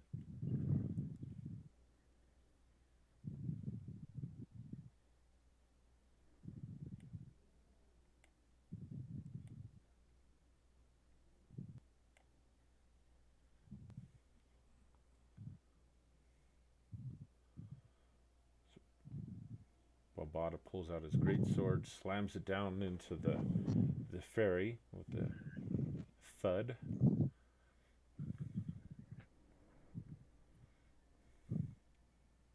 And the fairy squeals back in pain.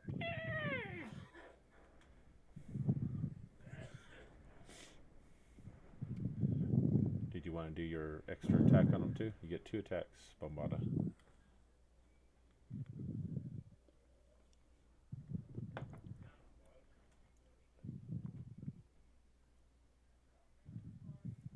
All right.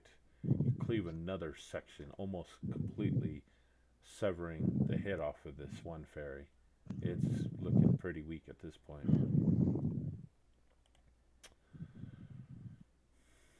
All right. Field fairy number 1. Let's see here. He is going to try to. Ooh. Okay. So you see he inhales deeply. And then he opens up his mouth and spews this nasty, slimy acid spew out at you guys. Looks like it's going to hit David, Humph, and Draylock. Uncanny dodge. Okay. Shield. All right. So it looks like this is going to be a savings throw for half. And it looks like Humph made it. Draylock and David failed their savings throws. Of course. Ouch. As that breath, it lands on your guys' skin and you see it starting to blister. The pain is excruciating. And it just, after it breathes and sees your reaction to it, it laughs.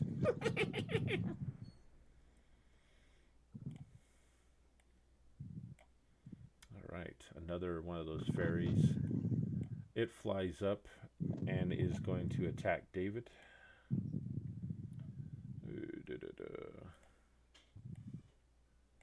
And this one is going to try and claw at you. And it missed.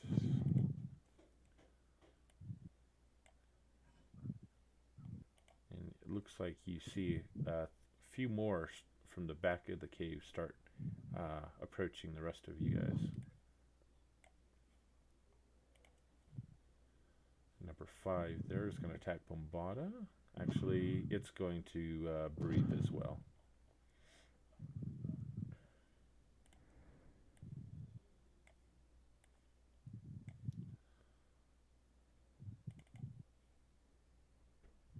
Ooh. And its teeth fall out. It's one of its tooth falls out. Hard to breathe when your head's almost been cut off. Yeah. All right, so that brings us to David. So David, on the map there, you can target one of these creatures by holding control and clicking on them. And then from there, if you go to the actions tab on your character sheet, you have a list of different actions with different weapons you can use to make your attack roll. Okay, there, you got one targeted. All right. Just hit the little box with the black D20 to make your attack roll with whichever weapon you'd like to use. Alright, so you swing out with your magical longsword, striking, hitting. Go ahead and roll the damage. Alright, good job. Nice hit. And I believe at level 10 you have extra attack, so I'll go ahead and make another attack if you'd like.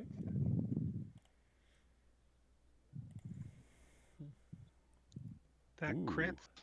Yes, nice. Okay, so go ahead and roll your damage. It'll automatically put in the extra dice for you. Nice. All right. Would you like to do anything else, David? Nope, I'm good there. All right. So that one, it squeals out in pain and it snarls at you. Some spittle kind of shoots out of its mouth as it looks at you. Sarai, she is going to attack Filth Fairy number 5.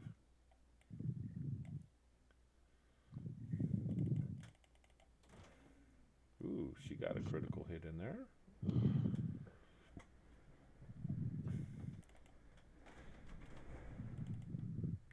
Oh, wow. She totally impels that fairy on the end of her spear. And with that, we are back over to Humph.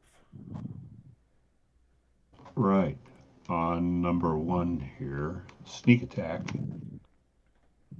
Okay.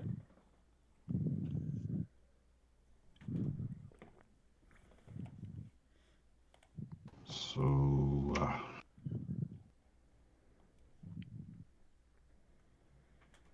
but not that way. Bonus action, I'm going to hide. Okay. Behind David. Okay. You are small enough to do that. All right. Anything else? Nope. Okay. Draylock. That was my shot my wad there. All right. He's going to use a cantrip firebolt on number 2. Okay.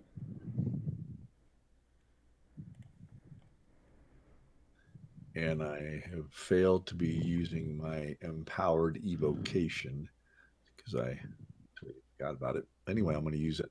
I'm on the damage here. Okay.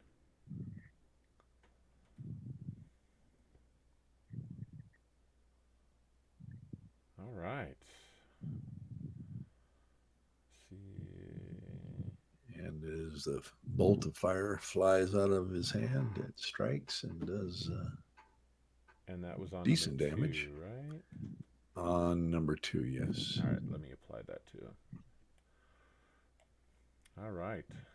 So it squeals out in pain. You see the fire singe one of its wings, and it crashes to the ground.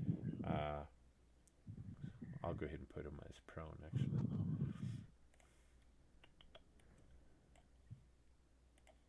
Okay. Good job. Bombada.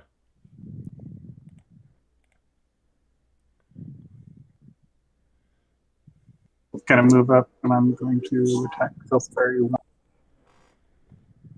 Okay.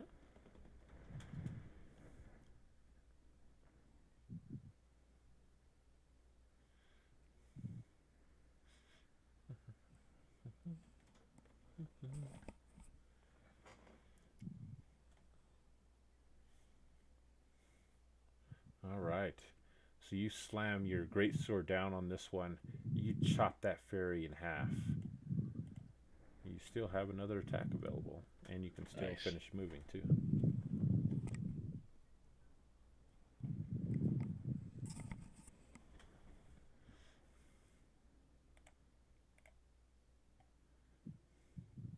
All right, I'm gonna attack Filth Fairy. Okay. Nice. You hit it while it's down on the ground. And you hear some crunching from the bone as it looks like you almost severed one of its hind legs off. It screams out in pain.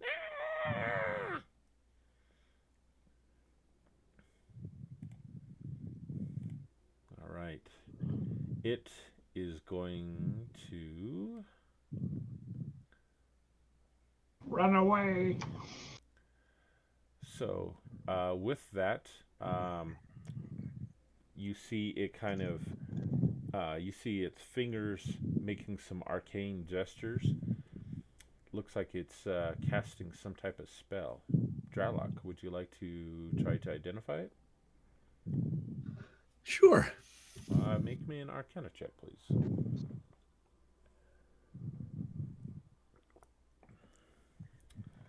So it looks like he is attempting to cast Stinking Cloud. Would you like to counter it? Oh. Is that a spell I have? Ooh, that's a good question. That's not even in my arsenal. Unfortunately, it'd be nice, but Oh, bummer. All right. yeah. Who made up this character anyway? That Michael Potter. I'm gonna have to talk to him. I already went to that this morning. So yeah, I maybe yell out, prepare for whatever, prepare for this stinking cloud, but that's about it. Can't do anything else. Right, everybody cover up their noses with the wet rags. Can I use Danger Sense to dodge it?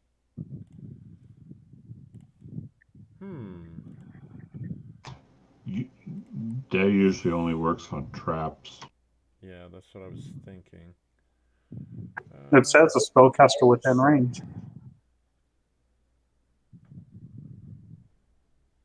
Oh, yeah, it does. You have advantage on dexterity saving throws against effects that originate within 30 feet of you, such as a trap or a spellcaster within that range. Okay, so, but is it dexterity based? I think it's constitution based. Yeah, it's going to be constitution based, so you won't be able to use it on this. So, incoming saving throws.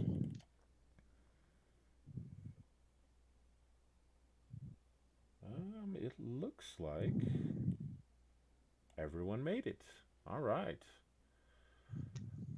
So obviously, Dralic was able to warn you in enough time for you to cover your noses as this putrid green fog floats over you guys. All right, fairy number 3. He moves up right next to Bombada, and he takes in a deep breath and then exhales some acid spittle at you guys.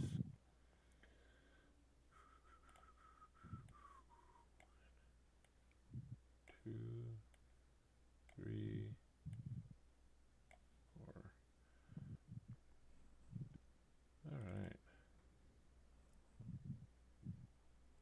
Oh, only one failure.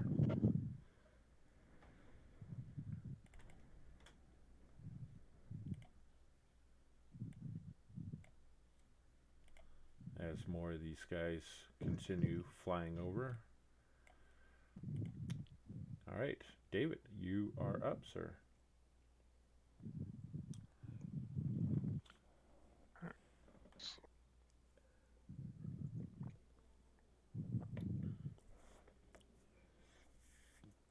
That guy. Take a swing at this number 2 fairy. Okay. He's So still you- prone. Yep. So you swing and you hit him. And with that, you finish that one off. And I believe you Nice. still have another attack in your move and all the good stuff. Get not as clumped up in case they want to throw up on us again. Smart. It's like, oh, I guess I wasn't as hidden as I thought before.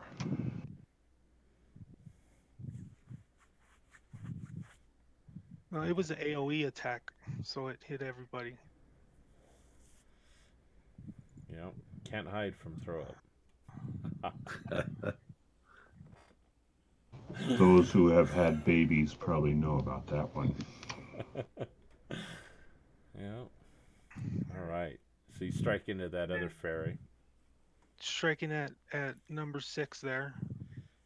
Okay. And I'd like to pop second wind. Okay. All right. So how do I do that? Okay. So for second wind on the actions tab, there's a little magnifying glass next to second wind.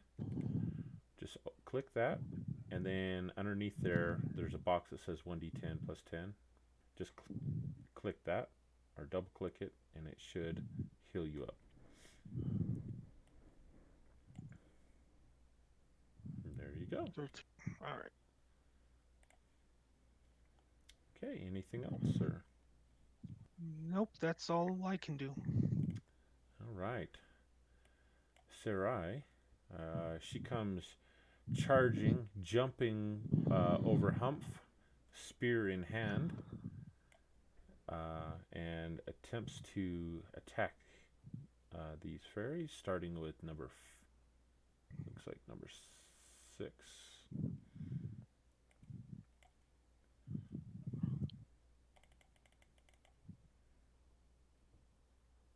And she hits all 3 times.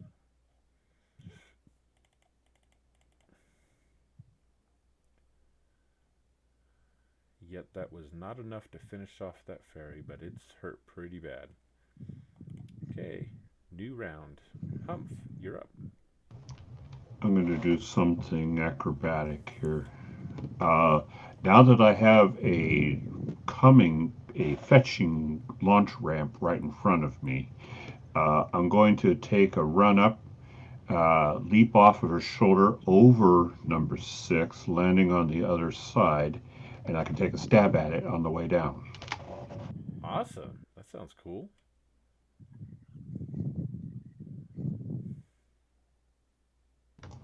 Do the launch from here. Okay. Do I need to? Go ahead. Probably in acrobatics. Yeah, we'll do acrobatics. Ish. Even with that poor attempt, you still pulled it off, looking like an expert flipping and twirling in the air. And then turning around and hitting the backside of number 6 as I land. Okay, and you'll be able to get sneak attack.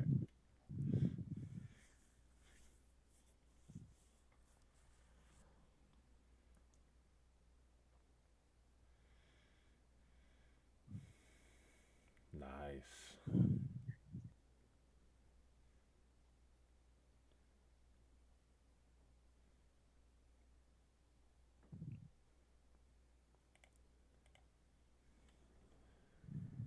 All right, you plunge your dagger deep into it. It explodes into a fury of slime and feathers, and there's not much left of it after you pull your dagger up.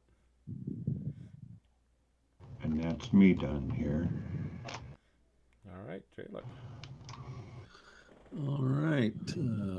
Since there are people between me and the enemy, I'm not going to chance anything. So we'll go to the old standby of magic missile. Take all three of them at fairy number 4. Okay.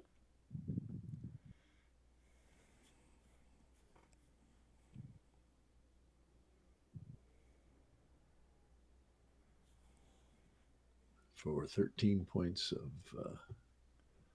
magic missile damage. All right. And that is my turn. Good job. Okay, Bombada. Alright, I'm going to swing that fairy.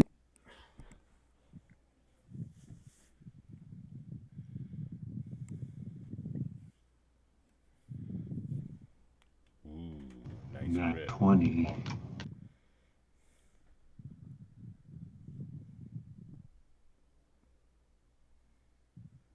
And I will make my second attack on him as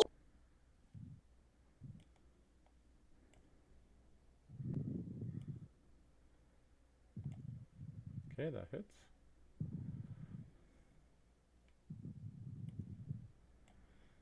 All right. 2 huge gouges in this thing, but it's not quite enough to finish it off.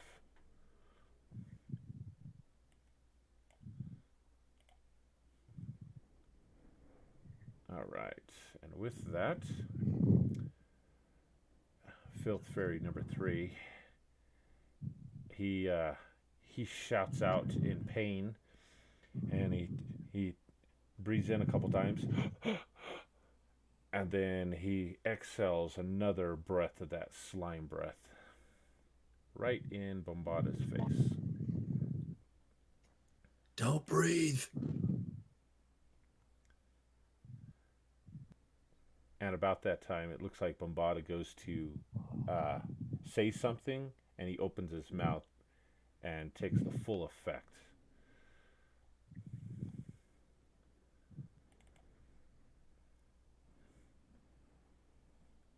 Now, Bombada knows what Ravenrock arse smells like.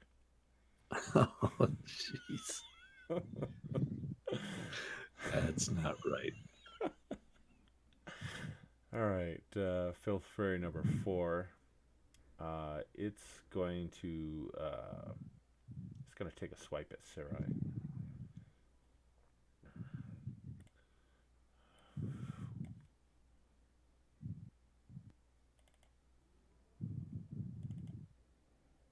And it hits her. Okay, that brings us to David.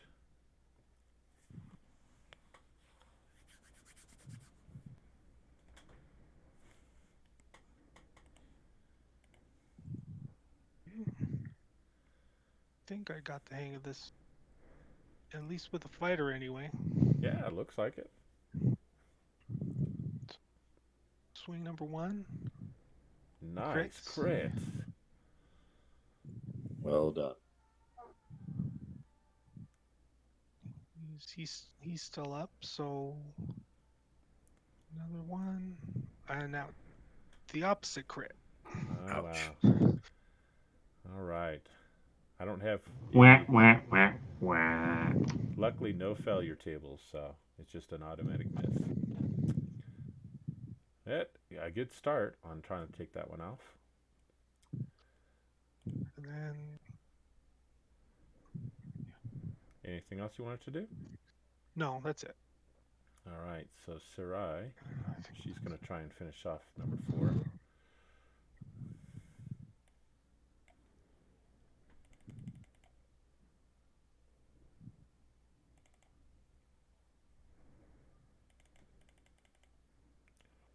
And her spear totally impels that thing. It kind of gets stuck on the end of her spear. She kind of shakes it off a couple times, and it just lies limp afterwards. All right, Humph, your turn. Let some go around.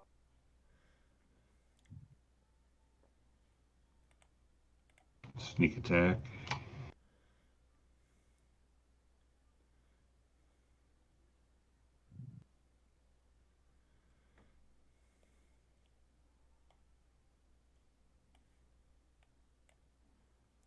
looks like that'll hit. And For that much. Nice. Alright, so you plunge the dagger into the backside of that fairy's head. The blade comes out the other side in the mid grin, and it just drops limply to the ground. I just take it and flick it like a bad apple core somewhere.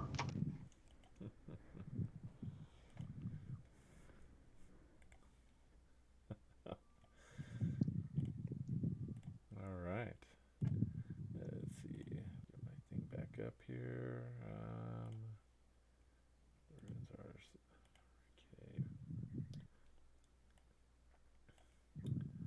Alright, so after a lengthy little battle, you finally clear this area of these filth fairies. You see it looks like a dark cavern in here.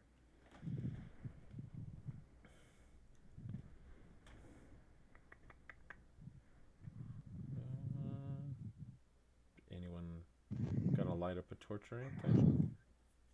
Yeah, I'll light a torch. All right.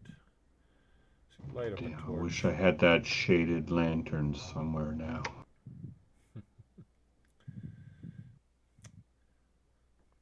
So as you peer through here, you see it's a rubble-filled, sunken chamber. On the far side over there, you see some very large bones. Further investigation reveals that it looks like there are some old dragon bones that have been lying here, dormant here for a long time. Recalling your history of the area, you're pretty sure that this is probably the remains of the dragon that Black Raven had killed years ago, named Merc.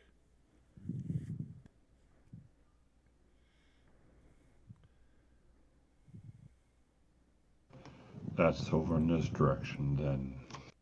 Yes, sir. Okay, I'll do a quick cursory search just to see if there's anything about this that's out of sorts or unusual. All right. So you look about, and you don't see anything unusual outside of the dragon bones. You do see that there is a large boulder off to the north end of the bones there. Okay. Okay.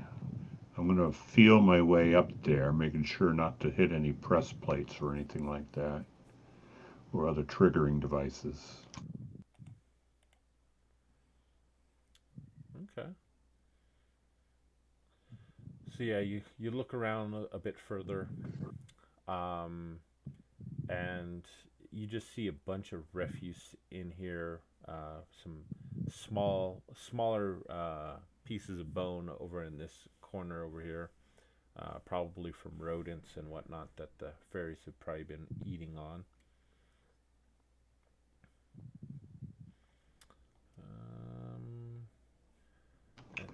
One last look up in here, just to make sure.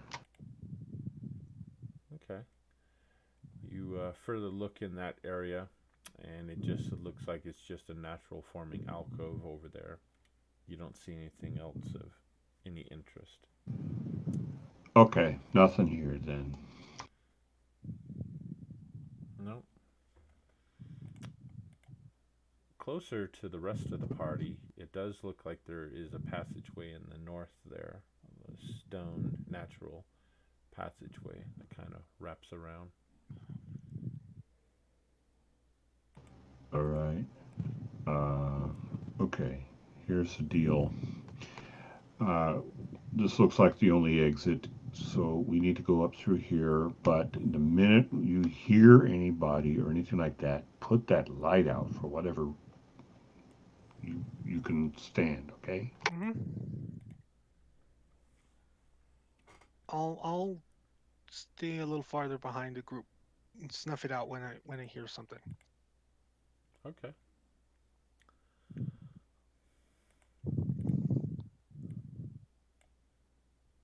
Going janky all the way. Chinky. All right. So this natural stone passageway, it wraps around, and it kind of winds up a little bit, and it ends at a large, heavy wooden door. Okay, I put my finger to the lips and then I take a good hard listen through or look through any keyholes or listen at the door, see if I hear anything. Okay, give me a perception check, please.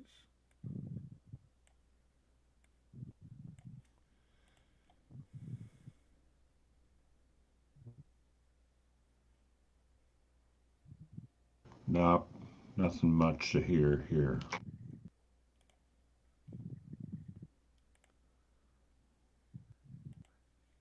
All right, it's pretty quiet. All right. Is it have a lock? It does look like it has a lock. Okay, I'll get out my pick and tools and quietly try to pick the lock. Okay.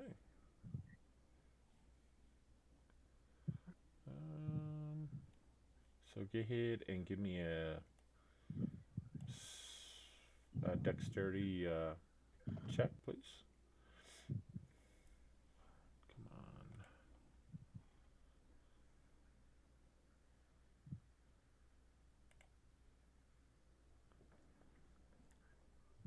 All right. You're able to quickly pick that lock. You hear a clicking sound. Right. Now, give me one of those flasks of oil that you have. Somebody. Oh, the sleeping Was potion? it, no, the oil flask. I think we got one of those still. I'm going to take a few drops on the hinges and in the latching mechanism. Make sure that it's quiet. Okay. And I'll give the remainder of the oil back to him. Okay. And then I tell, who was it? David has the torch? Or Yeah, I'll put it out. yeah, let's douse that. And then I'm going to quietly open the door.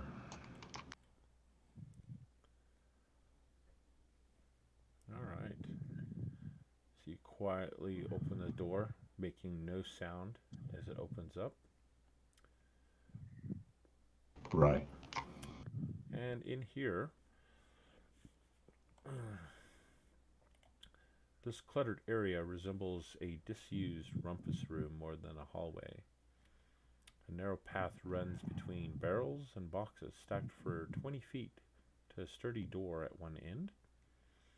On the opposite end of the hall, you see an iron grate in the floor that descends 50 feet wide shaft. A slim trickle from a drain pipe in the wall flows down the shaft. Right. This would be where we discard that outer layer of our clothes so that we don't smell like sewer. Thank you. And now we can proceed to do the same procedure with the other door. I'm not going to mess around with the grate. Okay.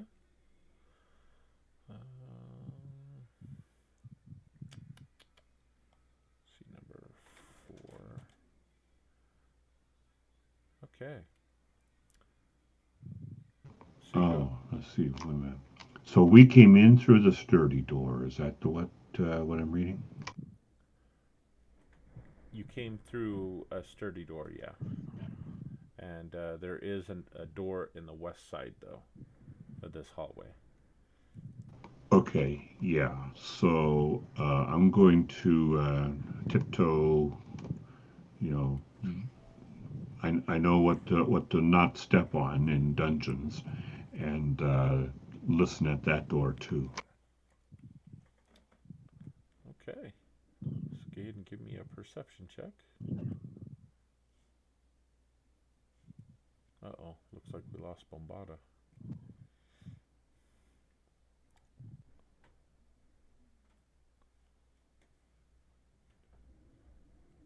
Okay.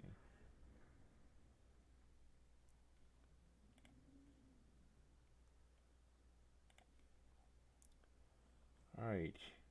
You listen here, and you hear uh, something with like an old laboring breath, as it almost sounds like it's possibly snoring. Either that or it's just breathing very loudly on the other side. All right. Watchdog on the inside there, a big one. I'm open to suggestions. We just open and rush it, or do I try to sneak it through?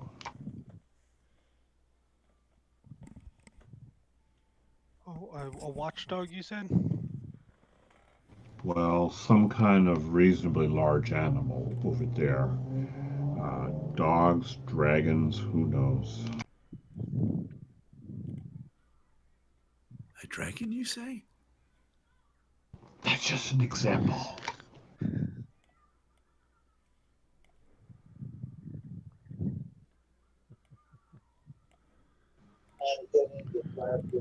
I don't know where my character went. My team shut down. See here. Oh, okay. You came in as a different username, so let me clear your old character so you can see it.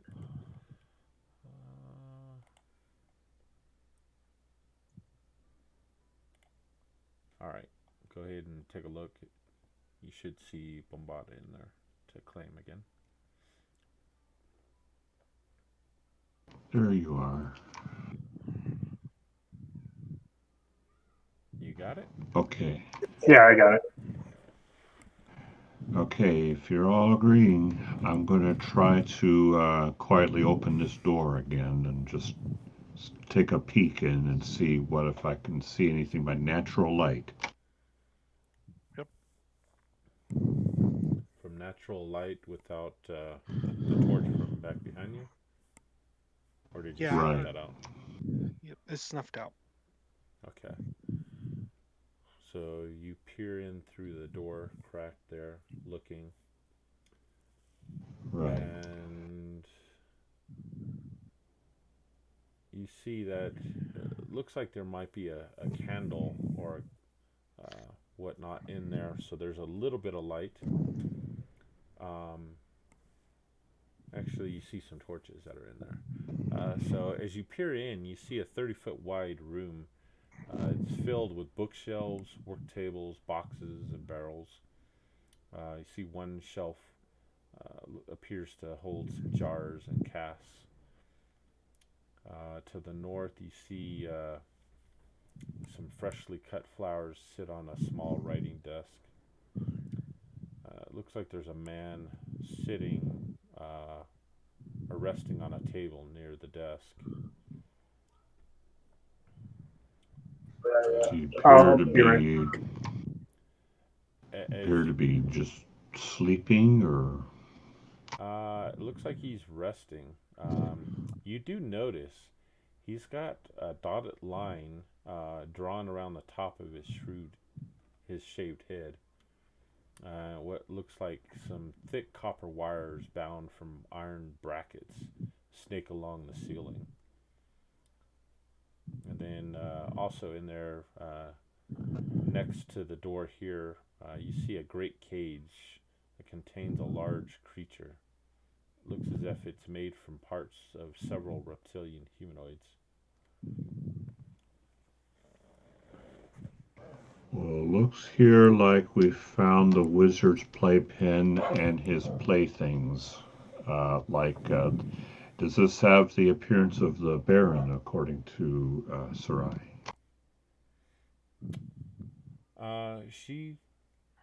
She shakes her head. No. She whispers, I don't think that's him. Okay. Um, eh, uh, Draylock, Yes. does your knowledge of the simulacra indicate that they're vulnerable to anything in particular?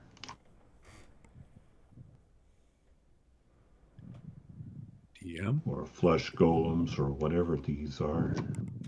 Um, you know, that these things are typically they're immune to lightning, most spells, poisons. Um, they're pretty hardy against any like paralyzing or immobilization techniques.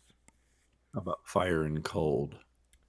Uh, from your knowledge, you believe fire and cold would be effective against it. I will relay that whisperingly. Okay. Fire, Um, use frost or cold if you have it. here's what I'm going to suggest. Each one of you take one of these torches, and we're going to light it out here with the door shut. And then when we're ready, we're going to go in there as one and light those things on fire so they cannot attack. Be good to take out the books and the rest of the lab too. Don't harm the books. Books are knowledge, and knowledge is power. Yeah, but at what cost? Well, if I can write them in my spell book, it will be the cost of others. Well, priority one is to deal with the creatures. If we go in there, they're going to wake up and attack, and they're going to be hard to kill. So let's burn them while we can. Understood.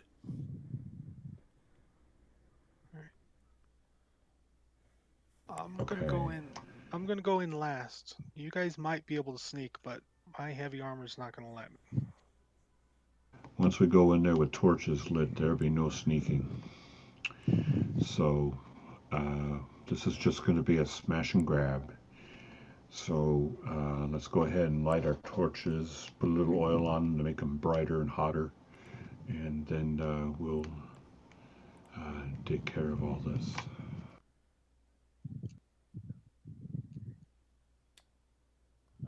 Okay. All right. So you guys rush in to make this attack. So on this one, we're just going to use the combat tracker. It doesn't appear that there is a map for this room.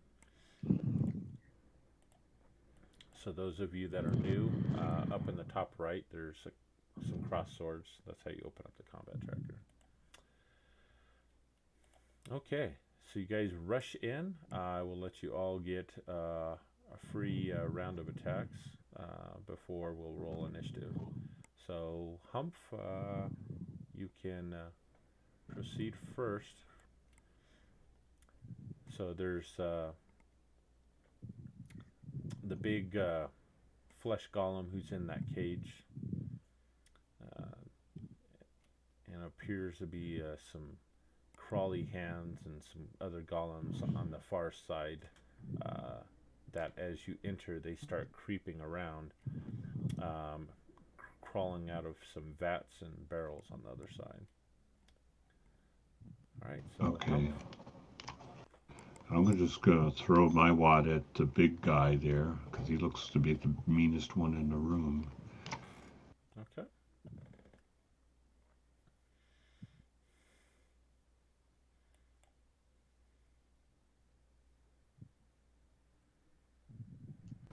I'm coming out of cover. Do I get a sneak attack with it?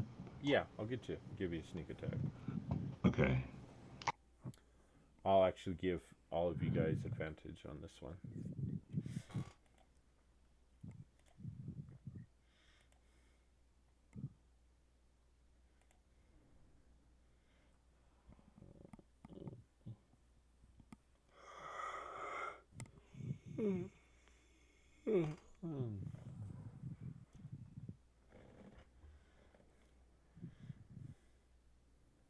So you're hitting them with the.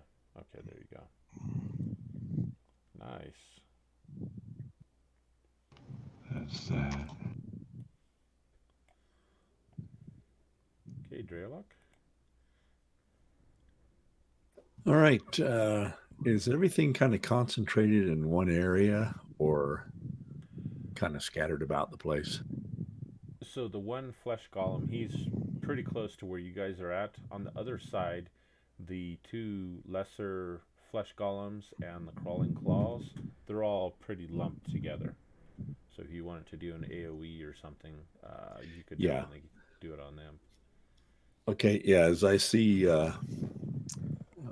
Humph kind of concentrate on the big golem, and I see those off on the other side, I'm going to cast ice storm over them.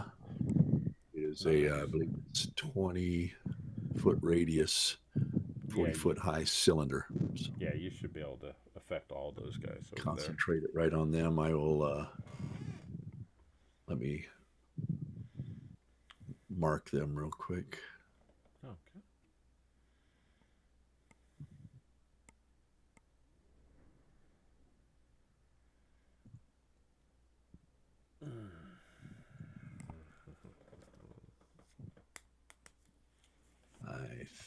Did I get them all?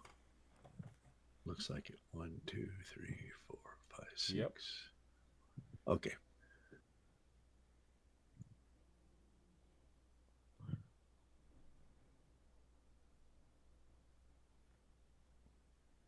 All right. And then they are all difficult terrain. Okay. Any Gotcha. that are living All right. until the end of my next turn. Okay. So you take out all the crawling claws, leaving just the two lesser flesh golems. All right, Bombada, you're up. Might have to give him a quick rundown as to what's going on. I don't even see the map. Okay, yeah, there's no room map for this one, so just open up the combat tracker, Mike, and target that way.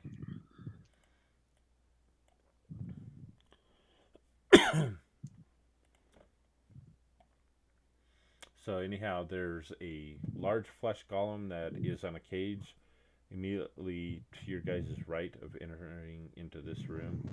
On the other side of the room, there's some vats and barrels and whatnot where a bunch of other lesser crawling claws and flesh golems started to come out of.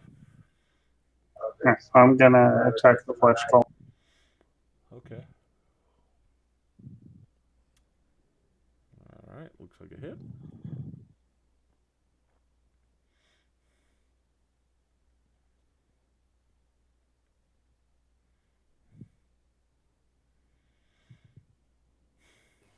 My second attack will be on the flesh golem. Okay. You said we had advantage for this round, right? Yes, I did say that. Yeah.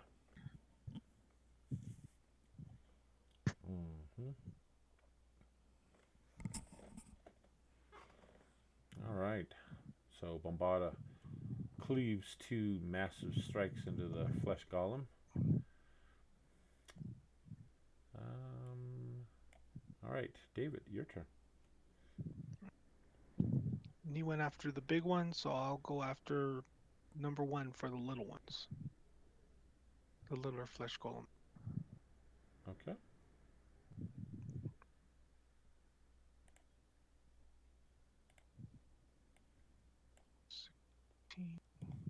That hits. So that will hit. Yep.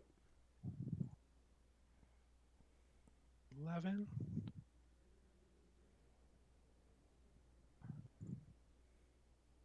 crit Nice. Well done. for 12. Cool. All right, and then Sarai.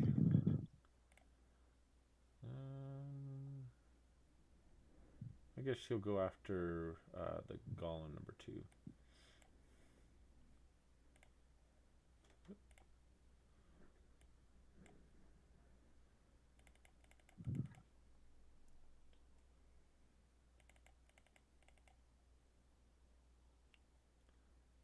All right, and with that, the first surprise attack round is concluded. We'll go ahead and have everyone roll initiative, and we'll start round 2.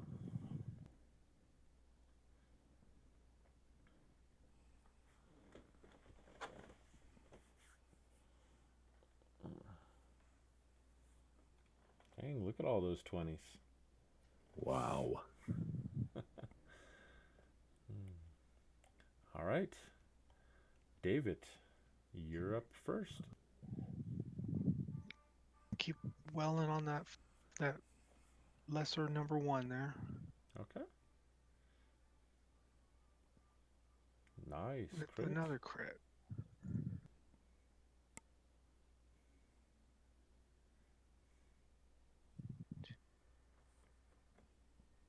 And second attack. That'll hit 2 for another 11. All right, and that takes out that lesser one. Okay. Bombada, you're up. So there's the large flesh golem and one of the lesser ones on the other side of the room. Can I go after the large one again? Sure.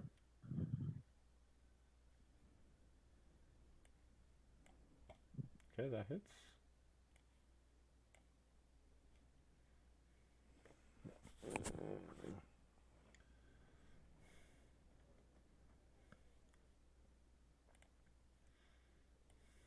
And I'll do my second attack on him too.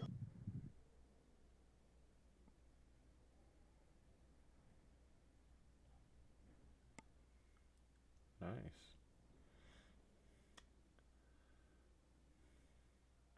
It's looking pretty bad from all those attacks all of a sudden. Okay, Humph, your turn. I'm trying to make sure I'm within 5 feet of Bombada so I get sneak attack. Okay, yeah, you guys are right next to each other, so yeah.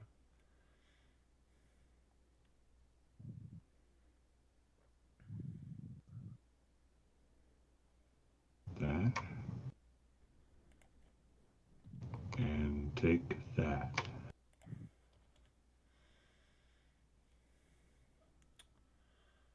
All right, wow. Damn. You're tearing them up. Oh. All right. It turns its attention upon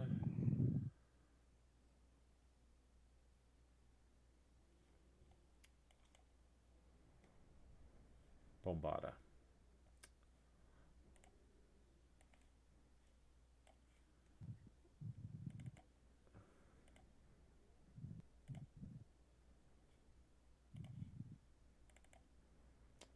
All right, it strikes out, slams twice, missing once, hitting with his second slam.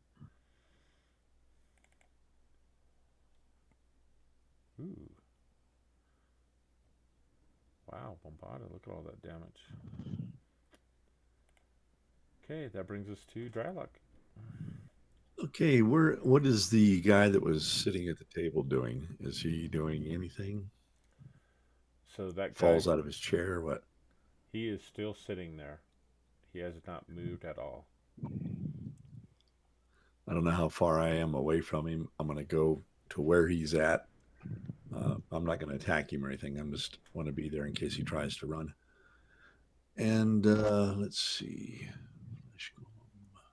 All right, so you stride in about 15 feet into the room. As you get near him, you see that it looks like it's another form of a golem that has not been completed yet. Mm-hmm. Wonderful. Okay. But it's not moving. It's not like getting up. No, it's No immobile. recognition or anything. Okay. All right. Then I'll just try another firebolt on the lesser golem. 2. Okay. I think that's all I should have. Yeah, that's all I have targeted. Yep.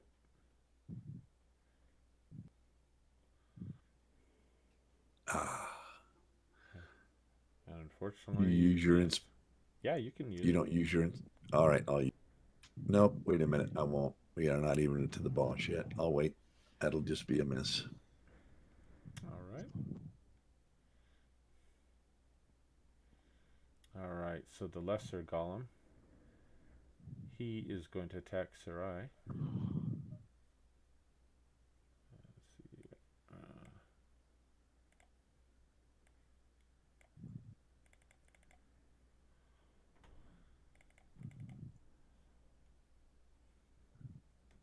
Hitting her twice. She returns the favor.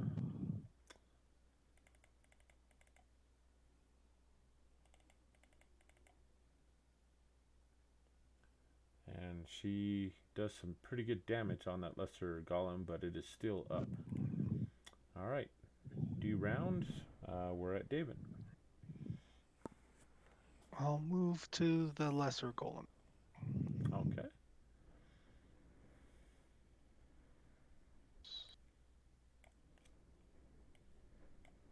That hits.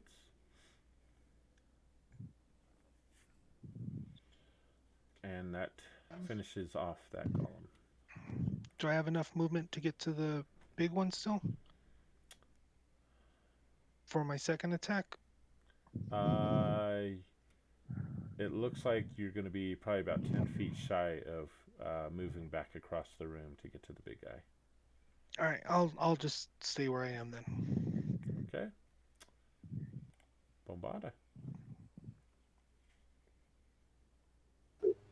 Alright, I'll be attacking the flesh. All right.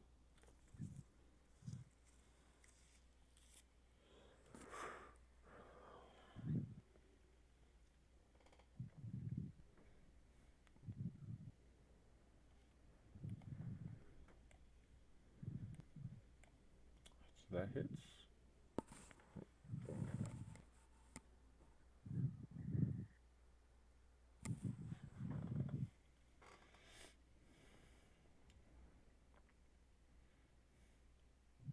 Okay, and I'll use my second attack on it. There you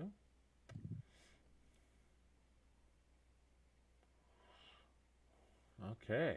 And with that, Bombada, he slashes and finishes off the flesh golem. And it goes quiet in the room as the combat has ended.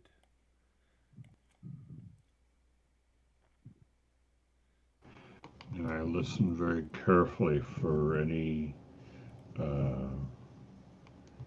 other noises from like angry shouts or anything like that. All right. Give me a perception check.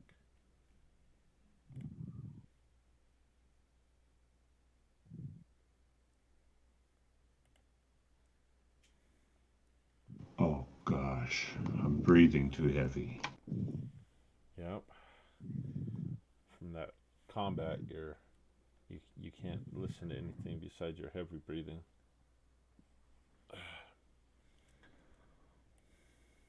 Draylock is going to go check out the bookshelves. All right. Go ahead.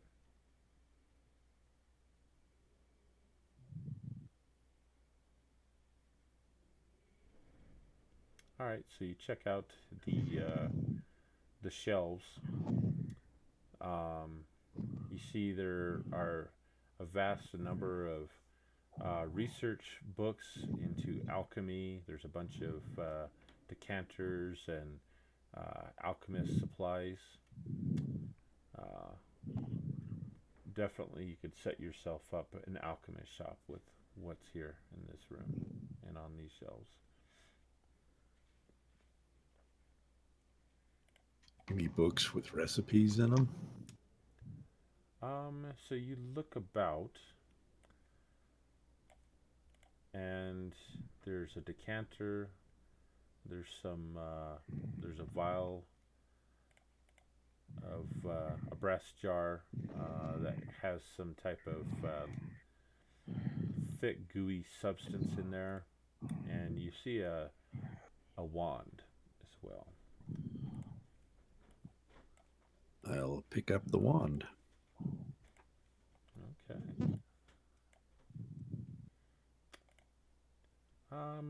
I don't normally do this in my 5e games, but since it's just a con game, go ahead and give me an Arcana check for the wand.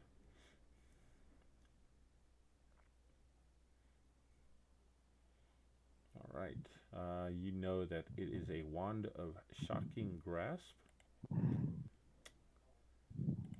and you can tell that the brass jar it is unguent of timelessness. It's what? Unguent of timelessness. Oh, okay. Right. I don't necessarily want to use them, so you can put them in the party sheet, and I'll let the others know in case anyone can use a wand or a whatever. Okay. That gooent. Alrighty. And then, unless anybody else is doing it, you said the golem was sitting at a desk. Yes. It Check was the desk. stationary in the desk. So you Yeah, check I'll the check. desk. And in that desk, you see there's some sealing wax, there's an inkwell, and a quill pen. There's also a tin cup in there. Strange items for a desk.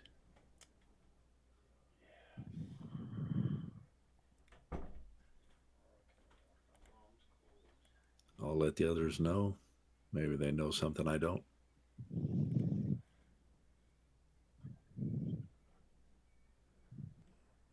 Okay.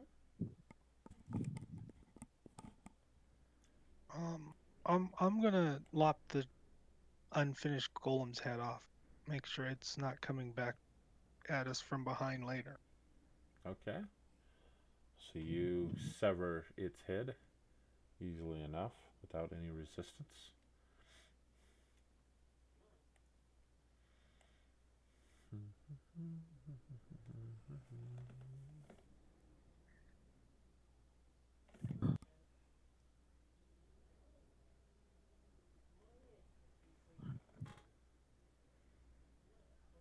All right. Anything else you guys would like to do in here? Well, I'll take a minute. I'd like to take my two little sacks, one with the ball bearings and the ones with the caltrops. I'd like to mix them together into two sacks of each with the ball bearings and caltrops. Oh, nice. Okay. I like the idea of the visual of when that happens. Yeah. Yeah. That'll be fun.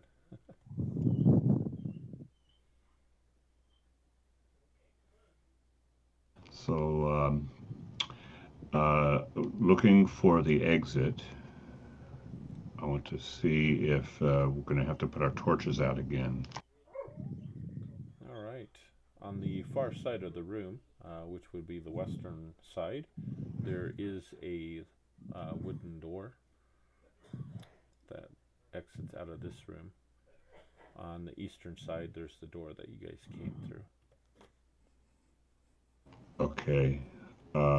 Let's get to the western door and then put out all but one of the torches. And David, you can keep that one to the rear. behind you, so hopefully most of the light will not be, announcing our presence too badly. Maybe I can assist. I do have dark vision. Oh, you Maybe do? there is no need for Well, torches. then put them all out. We'll do that. Great, that's great. So I'm gonna settle down and give a good listen here. Okay, give me a perception check. Moderately better. You hear some mumbling coming from the other side of the door, a little off to the distance, in common.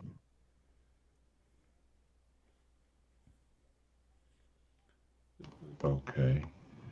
I want to mention to Draylock to take a look at with his eyes out there and tell me what he sees.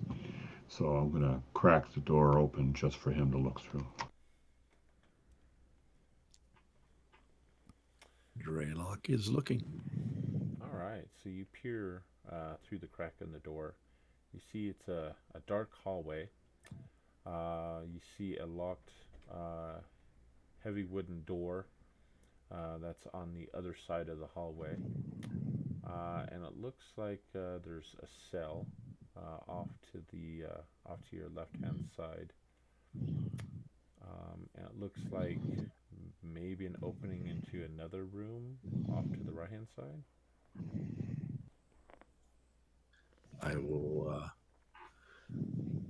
let everyone know, or I will let whoever's there beside me know, whoever opened the door. Oh, that's me. Okay.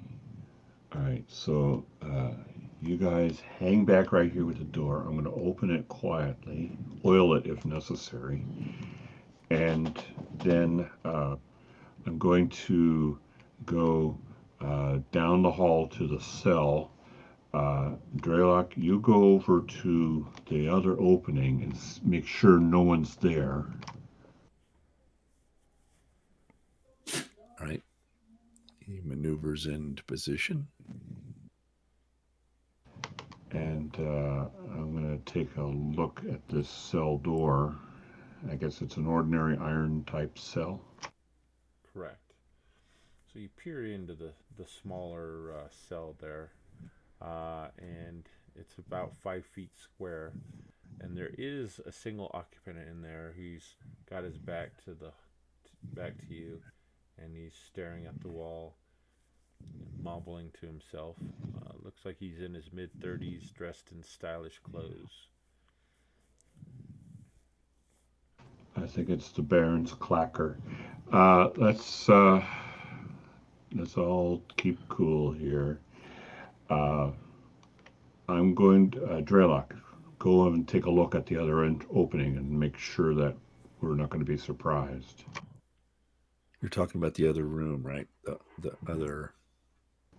Oh, I thought there was an open passage an opening, out of like the a room. hallway or something. Yeah, the north end of the hallway, there's an opening. Looks like maybe another larger cell over there.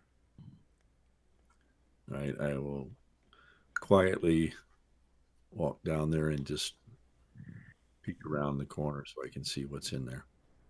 All right, you peer into there. You see that this larger cell is mostly empty. You just see some bits of straw and rubbish on the floor. No movement, huh? No movement. All right, I'll come back down and explain what I've seen.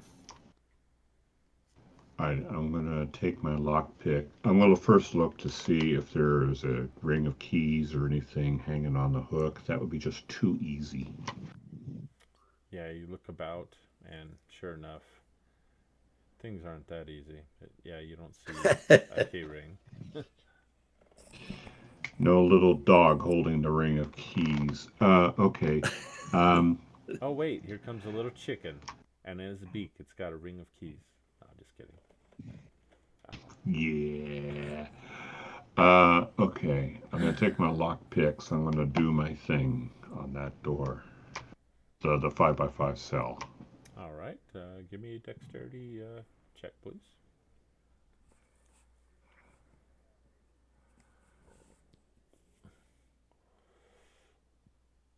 Oopsie. Hmm.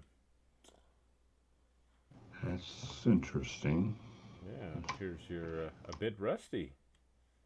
You that or all that Well, smell got to you. let's. Shall we try that again? Okay. I would aid him. All right. I'm gonna try that again. I'm gonna put a little oil into the lock. Make sure that it's well lubricated.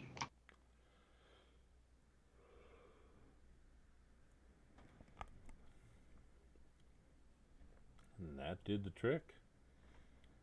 After you oil it, you work the tumblers and punk, it unlocks. All right. Let's get the door open. Get that guy out of there. All right. That guy, you open the door and he's still just kind of babbling about.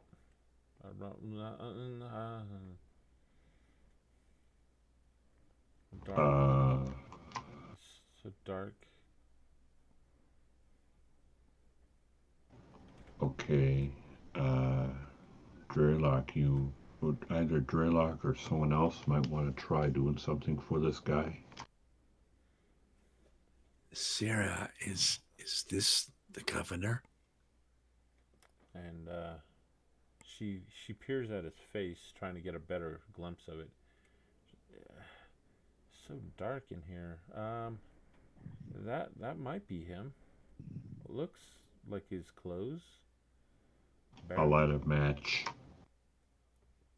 All right, light a match, and she looks. She goes, ah, yeah, this is the Baron. She's like, Baron, are you okay? And he just keeps babbling and mumbling. So dark in here. Dark rats.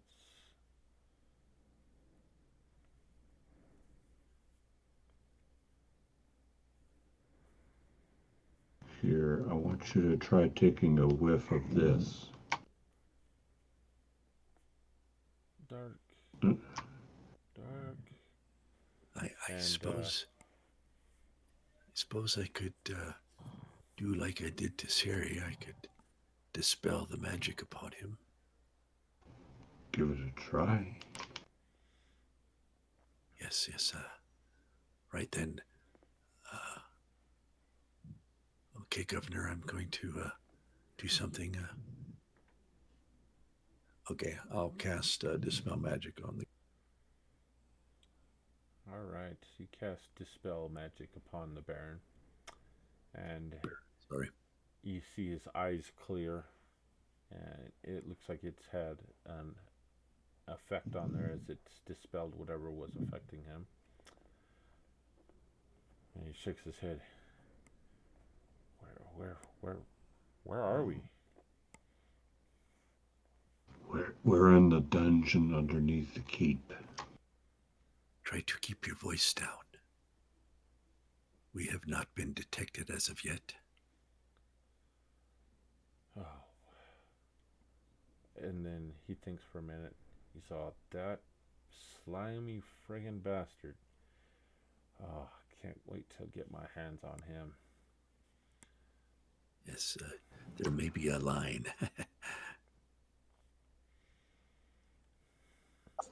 Right. Yeah. He said we try kill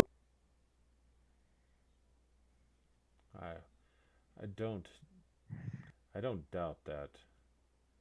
He was telling me he was starting to experiment on my troops using those trolls that you guys captured, and I told him I wanted nothing to do with that and to burn all the research. And of course, then he had cast something upon me that fogged my mind. And Right. Well, Yeah, he's done that to your most loyal subject here. I think that we can help you recover your home and get rid of this guy. But we need to know where he is at the moment. Do you have any notion of where that might be? Knowing him, he's probably up on the roof of the keep. Do you know a secret ways through the keep that will get us there quickly?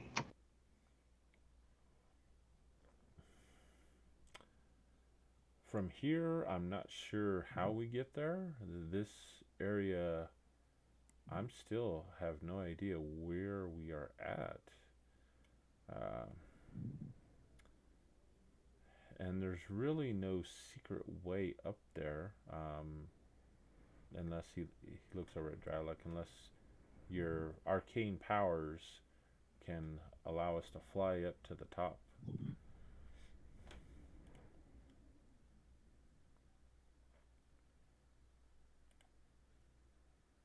Well, it it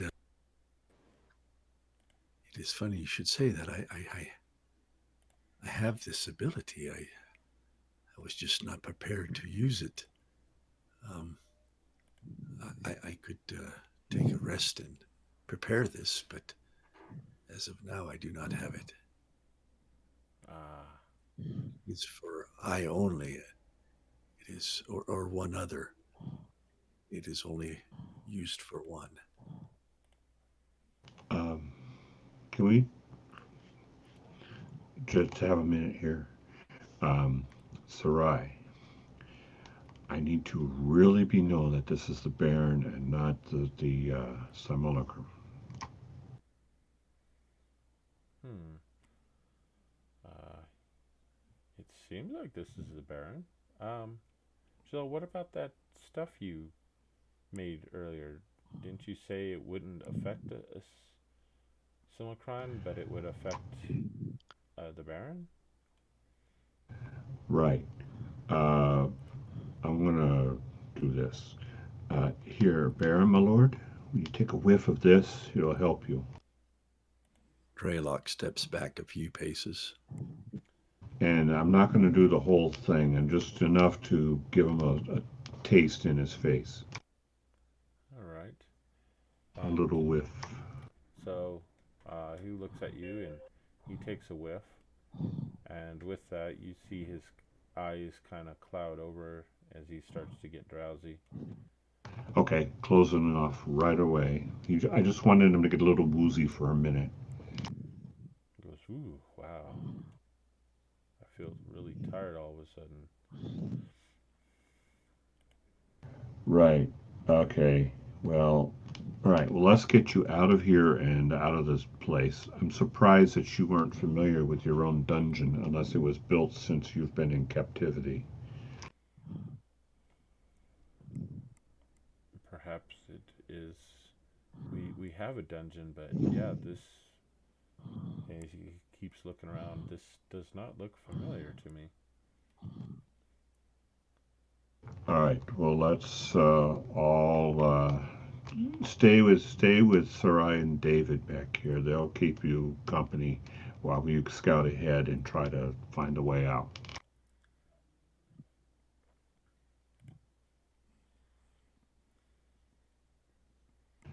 So, Dreylock, Bombada, you're with me.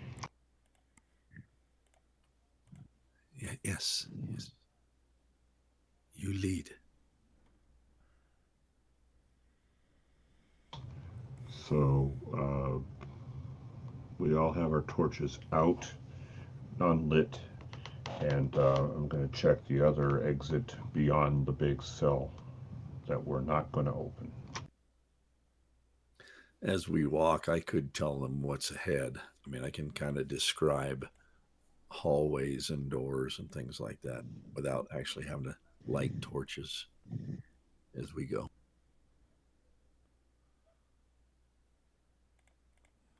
Okay. So you head down to that other door that you hadn't gone through yet. Right. Give it a good listen at. All right, you listen. Give me a perception check. I will aid him. I will listen as well.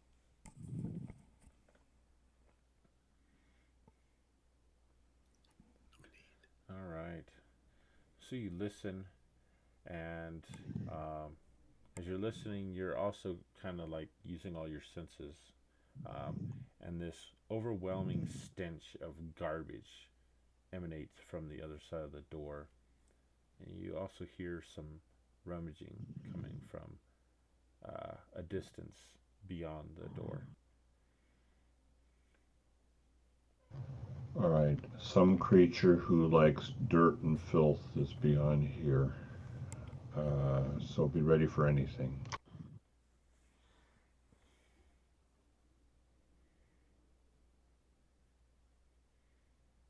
All right, Draylock. On three. I'm going to open the door a crack and then you take a look. 1, 2, 3. Looking. All right, you peer down the hallway on the other side. You see some stairs that wind down, and about 20 feet beyond the door, you see the passage turns to the right and what appears to be more stairs going down. You don't see any visible signs of threat coming from there, but you do hear some more rummaging. Also, it sounds like the squeak of some rats and whatnot from down the hallway. I will let Humph know what I've seen and heard. Any ideas what that is? The rats I definitely could make out, but the other sound, it could be anything. It could be a human rummaging for food. It could be anything. It's hard to tell. Well, let's go down there. We're not going to find out by staying here. So No. let's all be cautious, but approach there. So the Baron's off. Man, it smells down here. Where the hell are we at? It smells like a dump. Whew.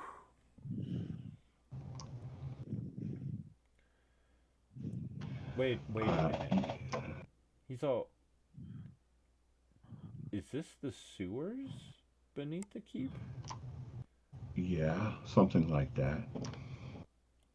Ooh. Yeah, have to climb through stinky hole to get here. Yuck. How can you handle the stench? Ugh. Well, I guess it goes with being a commoner. Uh, let's just go on and make the best of things. Do you think it's prudent to stay down here in the sewers? Why don't we just go back to town?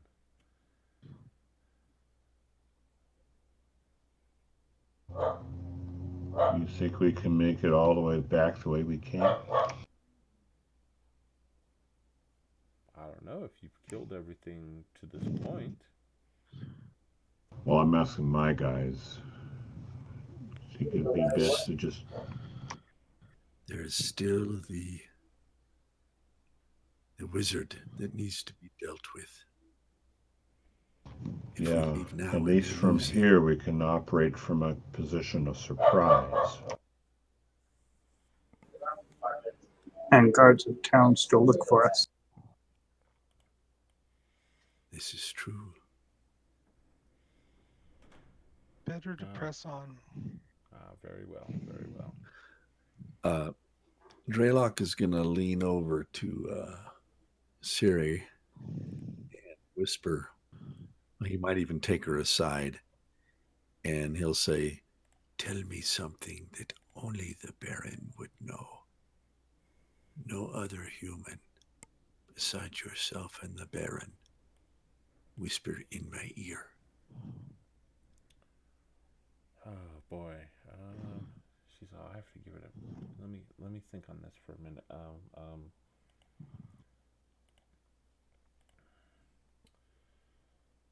Hmm.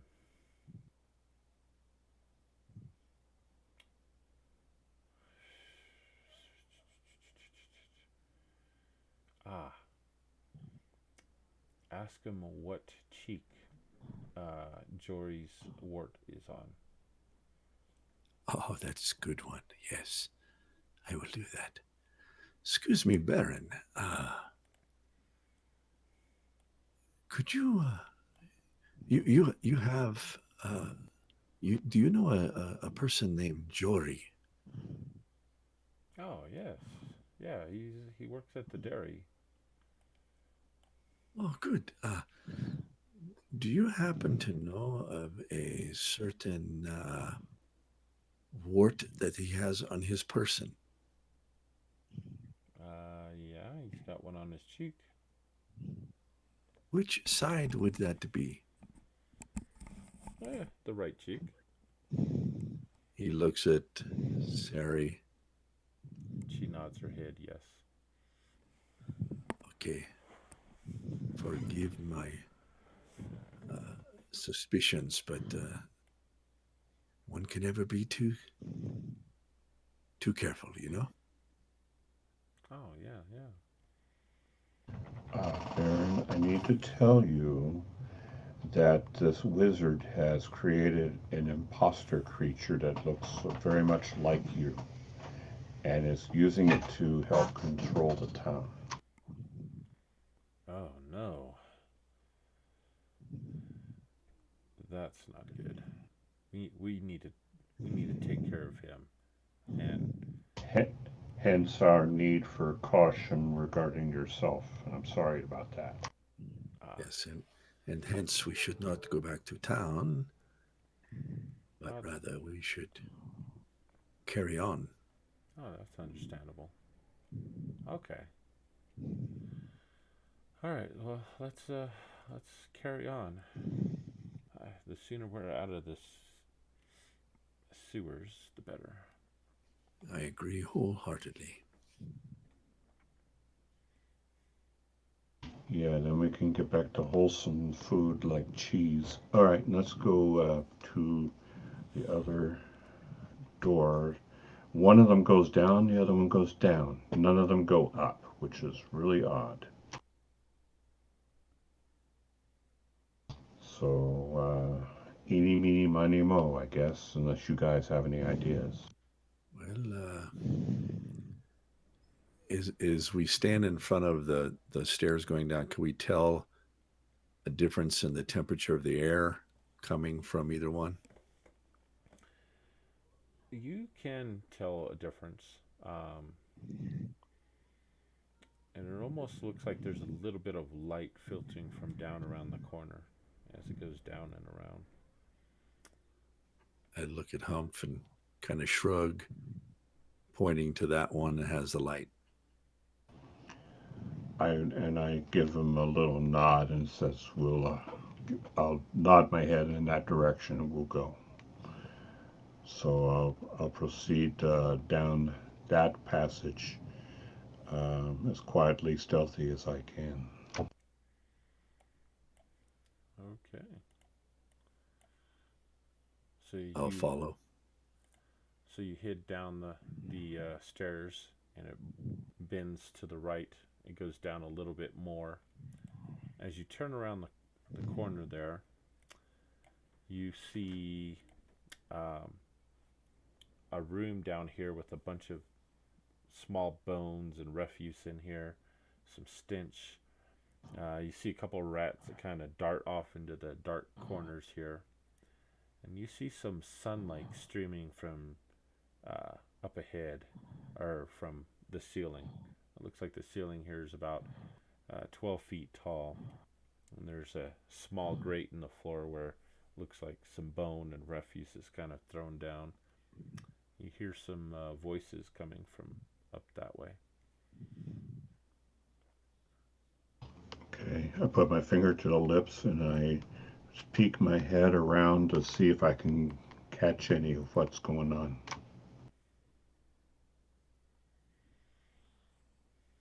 Okay, give me a perception check.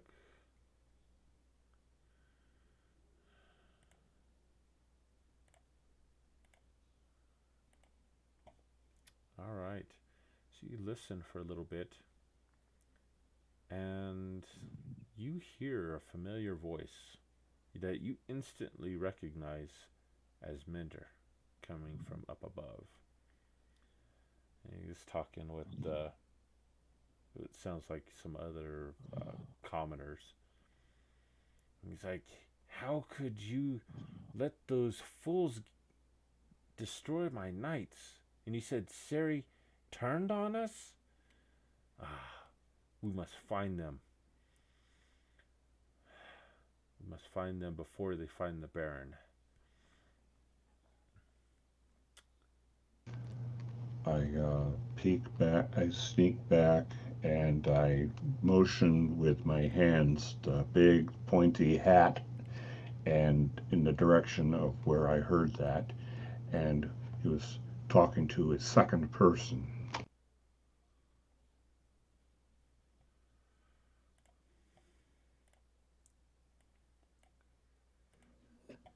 Now I am wondering if we should have gone the other stairway. Maybe it We, leads to their level. we still can. So why don't we go check that? Agreed. So we're going to sneak back quietly and go back down to that other downward sloping passage and see if we can get a little more progress. All right, so you go back over to the other passage. You smell that familiar scent of refuse coming from that direction. Hear the squeaks of some rats and Oh, whatnot. hello? Oh, I'm sorry. I was pushing the wrong button again. So you head down the other path, and you come across a large room that's about 20 feet wide, about 50 feet long. You see a bunch of bones, refuse in here. You see a couple humanoid figures hunched over a pile of refuse. Hear some bones crunching. Looks like they have some green, scaly skin and tails. And in the far southwest corner, you see a couple mounds of fur over there. I think we found where the wizard's getting his troll blood from. Okay. When we looked in the room with the sunlight and the grate in the floor, were there any other exits in that room by any chance? In that room underneath there, you didn't see any other exits.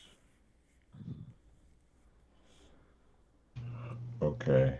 I tell Draylock and I tell my other friends that this looks to be where the wizard has been keeping his captive trolls for blood.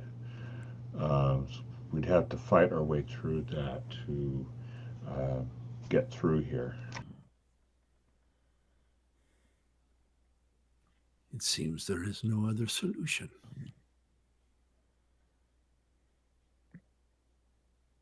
Well, I'm up for it if you are.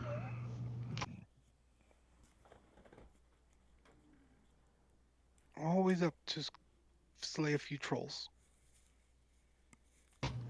Okay, hopefully they're emaciated, sickly little things and not full-grown ones like I've heard of before. Okay, Bombada, David, looks like it's troll time. I'd probably suggest you two go up in the front and then Sarai and I behind. and then Draylock. Understood.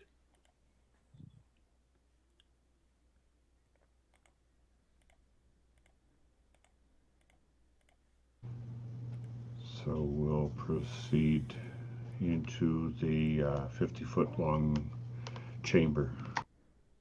Alrighty.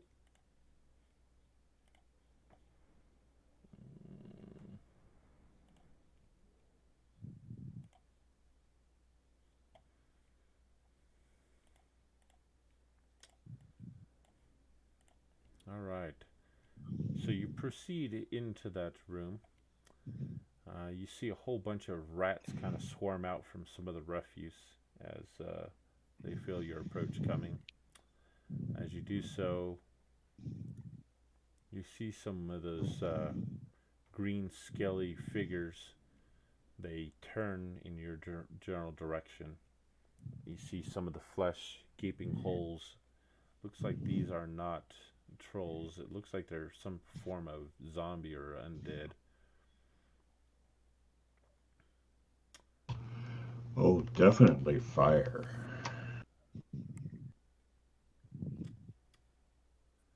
That is one of my specialties. Right. And the far side of the room, you see those fur piles start to move as they stand up. They look like younger versions of some owlbears. All right. Oh, nice. Okay, so looks like once again I don't have a room for this one, so we'll do it through the combat tracker. Let's go ahead and roll up some initiative.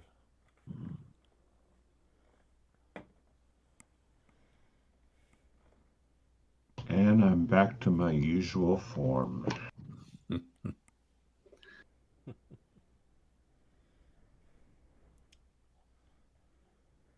Okay, so Bombada, you're up first. There's a couple of swarms of rats off to your right, about 10 feet away. There's the troglodyte zombie. It's about 15 feet straight ahead of you. There's a bunch of various rats throughout the room, and on the far side, 50 feet down, is a couple of young owlbears.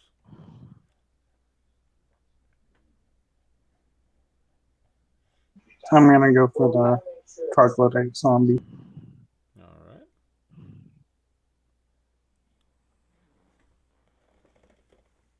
How pissed off do zombies make you? They make me wish I picked the cleric.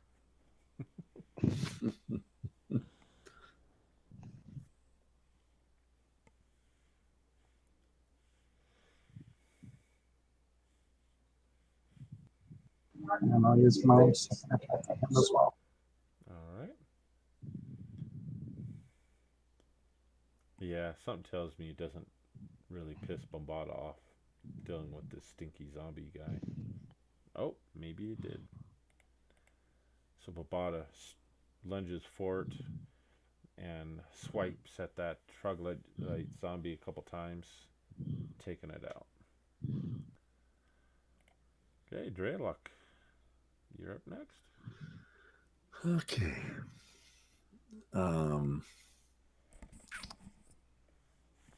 You say the two owlbears are about 50 feet away. Yes, sir. How close is the closest one of us? The closest one of you to the owlbears or to you? Yeah. Closest one of you guys to the owlbears would be Bombada, who went in about 15 feet. He's 35 feet away from the owlbears. Okay. Draylock is going to reach into one of his pockets, pull out what looks like mud, and start rolling it into a ball. And with the other hand, puts a little powder on it. And as he does, it starts to glow. And he takes it and rolls it towards them, and I am casting Fireball. Nice. Very nice visual on that. So let me target those two.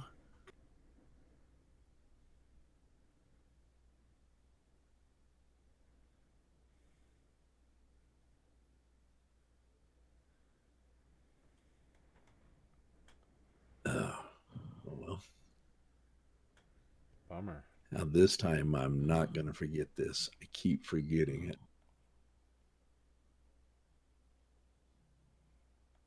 Ah, yeah. Boom. That's a nice bit of damage. As your fireball explodes, they kind of shriek and kind of run off, trying to extinguish off their flames. They still took some amount of damage from it. Alright, a swarm of rats. It is going to rush over and swarm Bombada.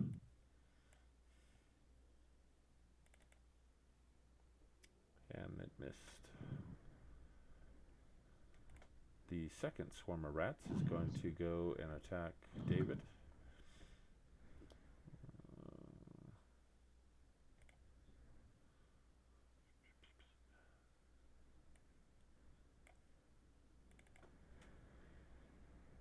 It missed. Young owlbear 1 rushes fort. Well, both owlbears are going to rush at Bombada.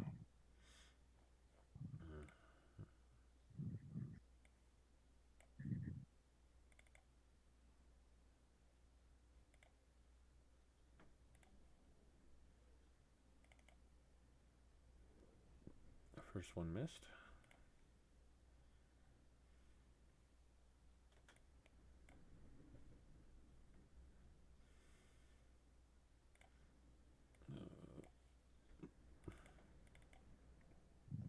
And the second one missed. Alright, Humph, you're up. Okay. I'm going to. Nothing in reach for me except swarms of rats, right? Yeah, currently, yep. Rats. Okay. Yeah, it's an Indiana Jones reference. Okay. Yeah, so I'm going to attack one of them. Okay. And is anybody of my friends close to them? So they are both, or one is on David and one is on Bombada. So the swarm of rats 1 is currently attacking Bombada. The other one's on David. Okay, I'm going to move up next to David so that I can get sneak attack on it. Okay.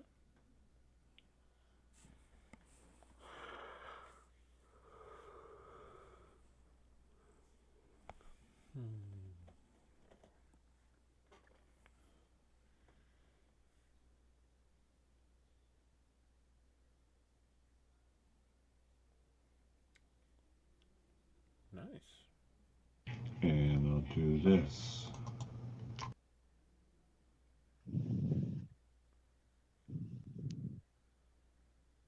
And that's probably me done. Okay. All right, David, your turn. So, all those little rats, are they just individual little rats, or are they big rats, or what? So yeah, the ones there at the bottom of initiative, they're just individual rats running around. There is a swarm of rats currently attacking you. That would be swarm of rats number 2. Well, I want to try to do something different. I want Okay. to I want to scream out in Orcish and do an intimidation thing and just try to scare those little rats away. Okay. Go ahead and give me an intimidation check then. I really wish intimidation was strength based when you did it in anger. Gotcha. But Ooh, very nice. All right. Okay. So you scream at all the rats over there. The individual ones, they scamper and scurry away.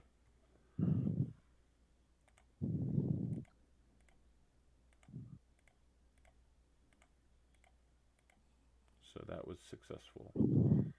all right,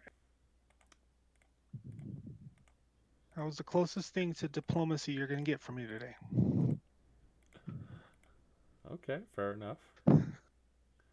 That is perfect diplomacy. It's better than anything I've seen in my life.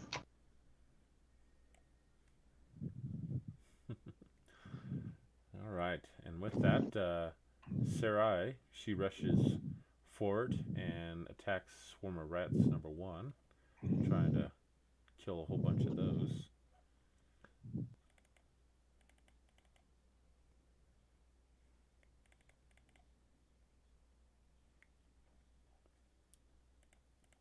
And it looks like she took out that Swarm of Rats.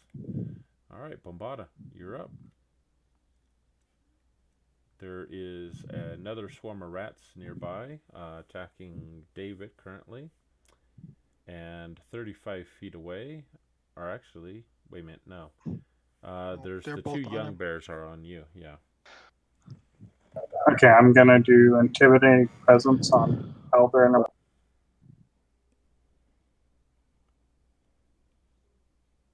All right. Looks like it had no effect on him.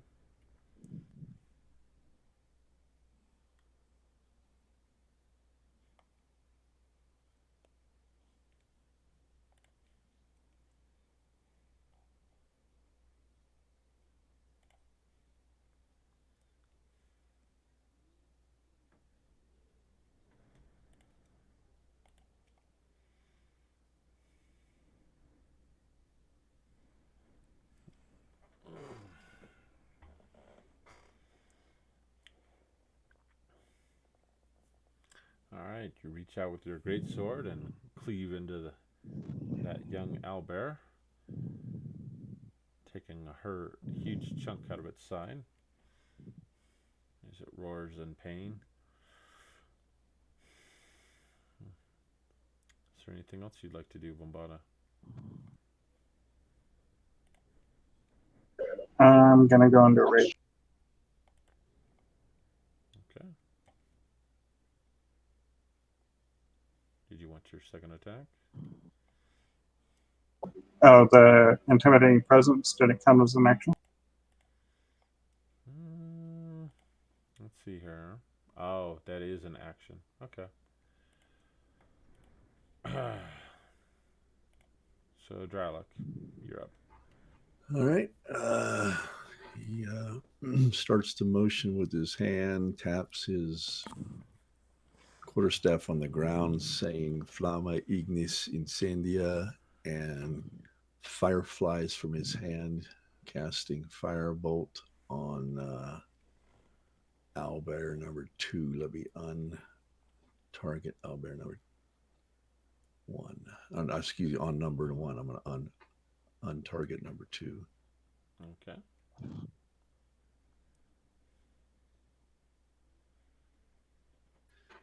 Hey, these cantrips. Useless.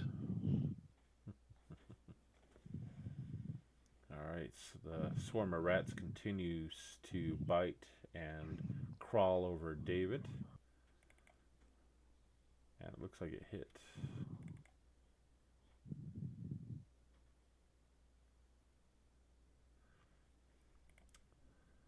All right. Young owlbear number 1. Seeing the fire shoot out and that huge chunk on it, it is going to attempt to run away. So, Bombada, you can take a reaction to take an opportunity attack on it if you'd like. All right, I'm gonna swing it.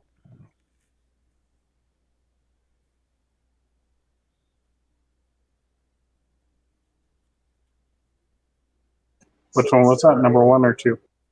Number 1.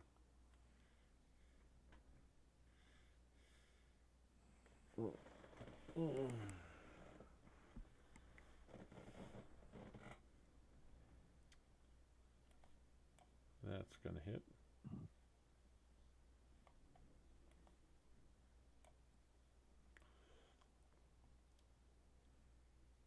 It yipes as it runs to the far side of the room, trying to get away from you. Owlbear number 2 is going to attack you, Bombada. Ooh, a critical and a hit. Ooh.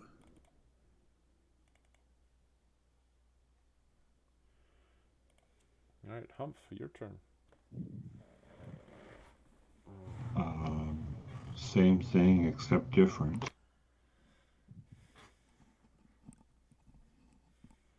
I'm still next to David, next to those guys, right? Correct.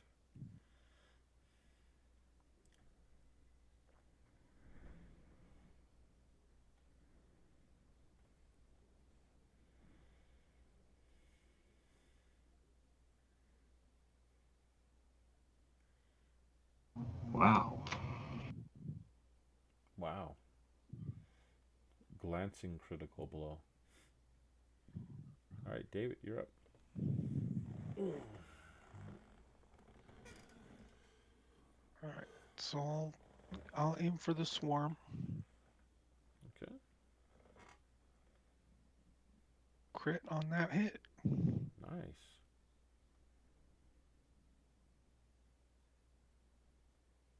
For my second swing,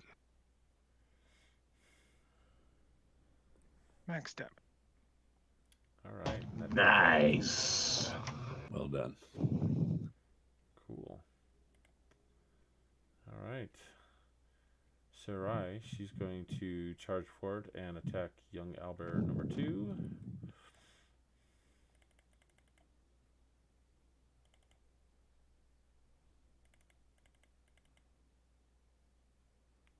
And she takes that one out. Nice.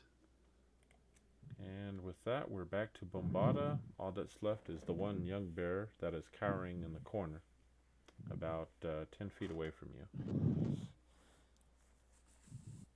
All right, I'm gonna approach him then. Okay.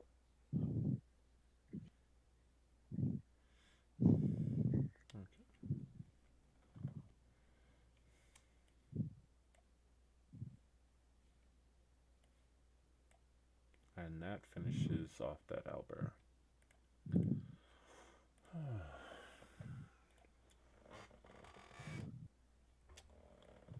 All right. And it looks like we are just about out of time, so I think we're just going to go ahead and kind of wrap it up here. Yeah.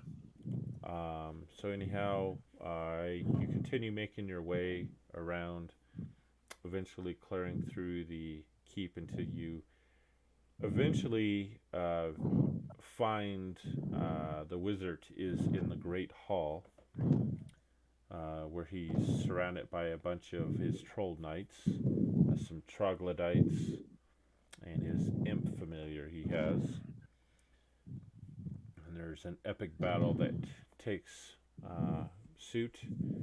It's a tough battle. You guys fight through lots of damaging spells and cleaved appendages.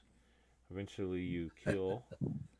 Both Draylock and I smash our vials right on under his toes. Yeah, there you go. And you take out the wizard.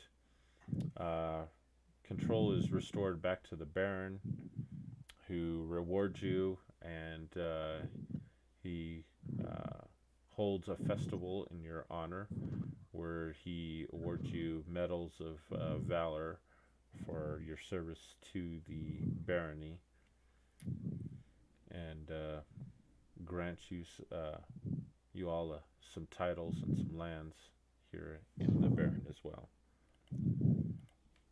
Nice.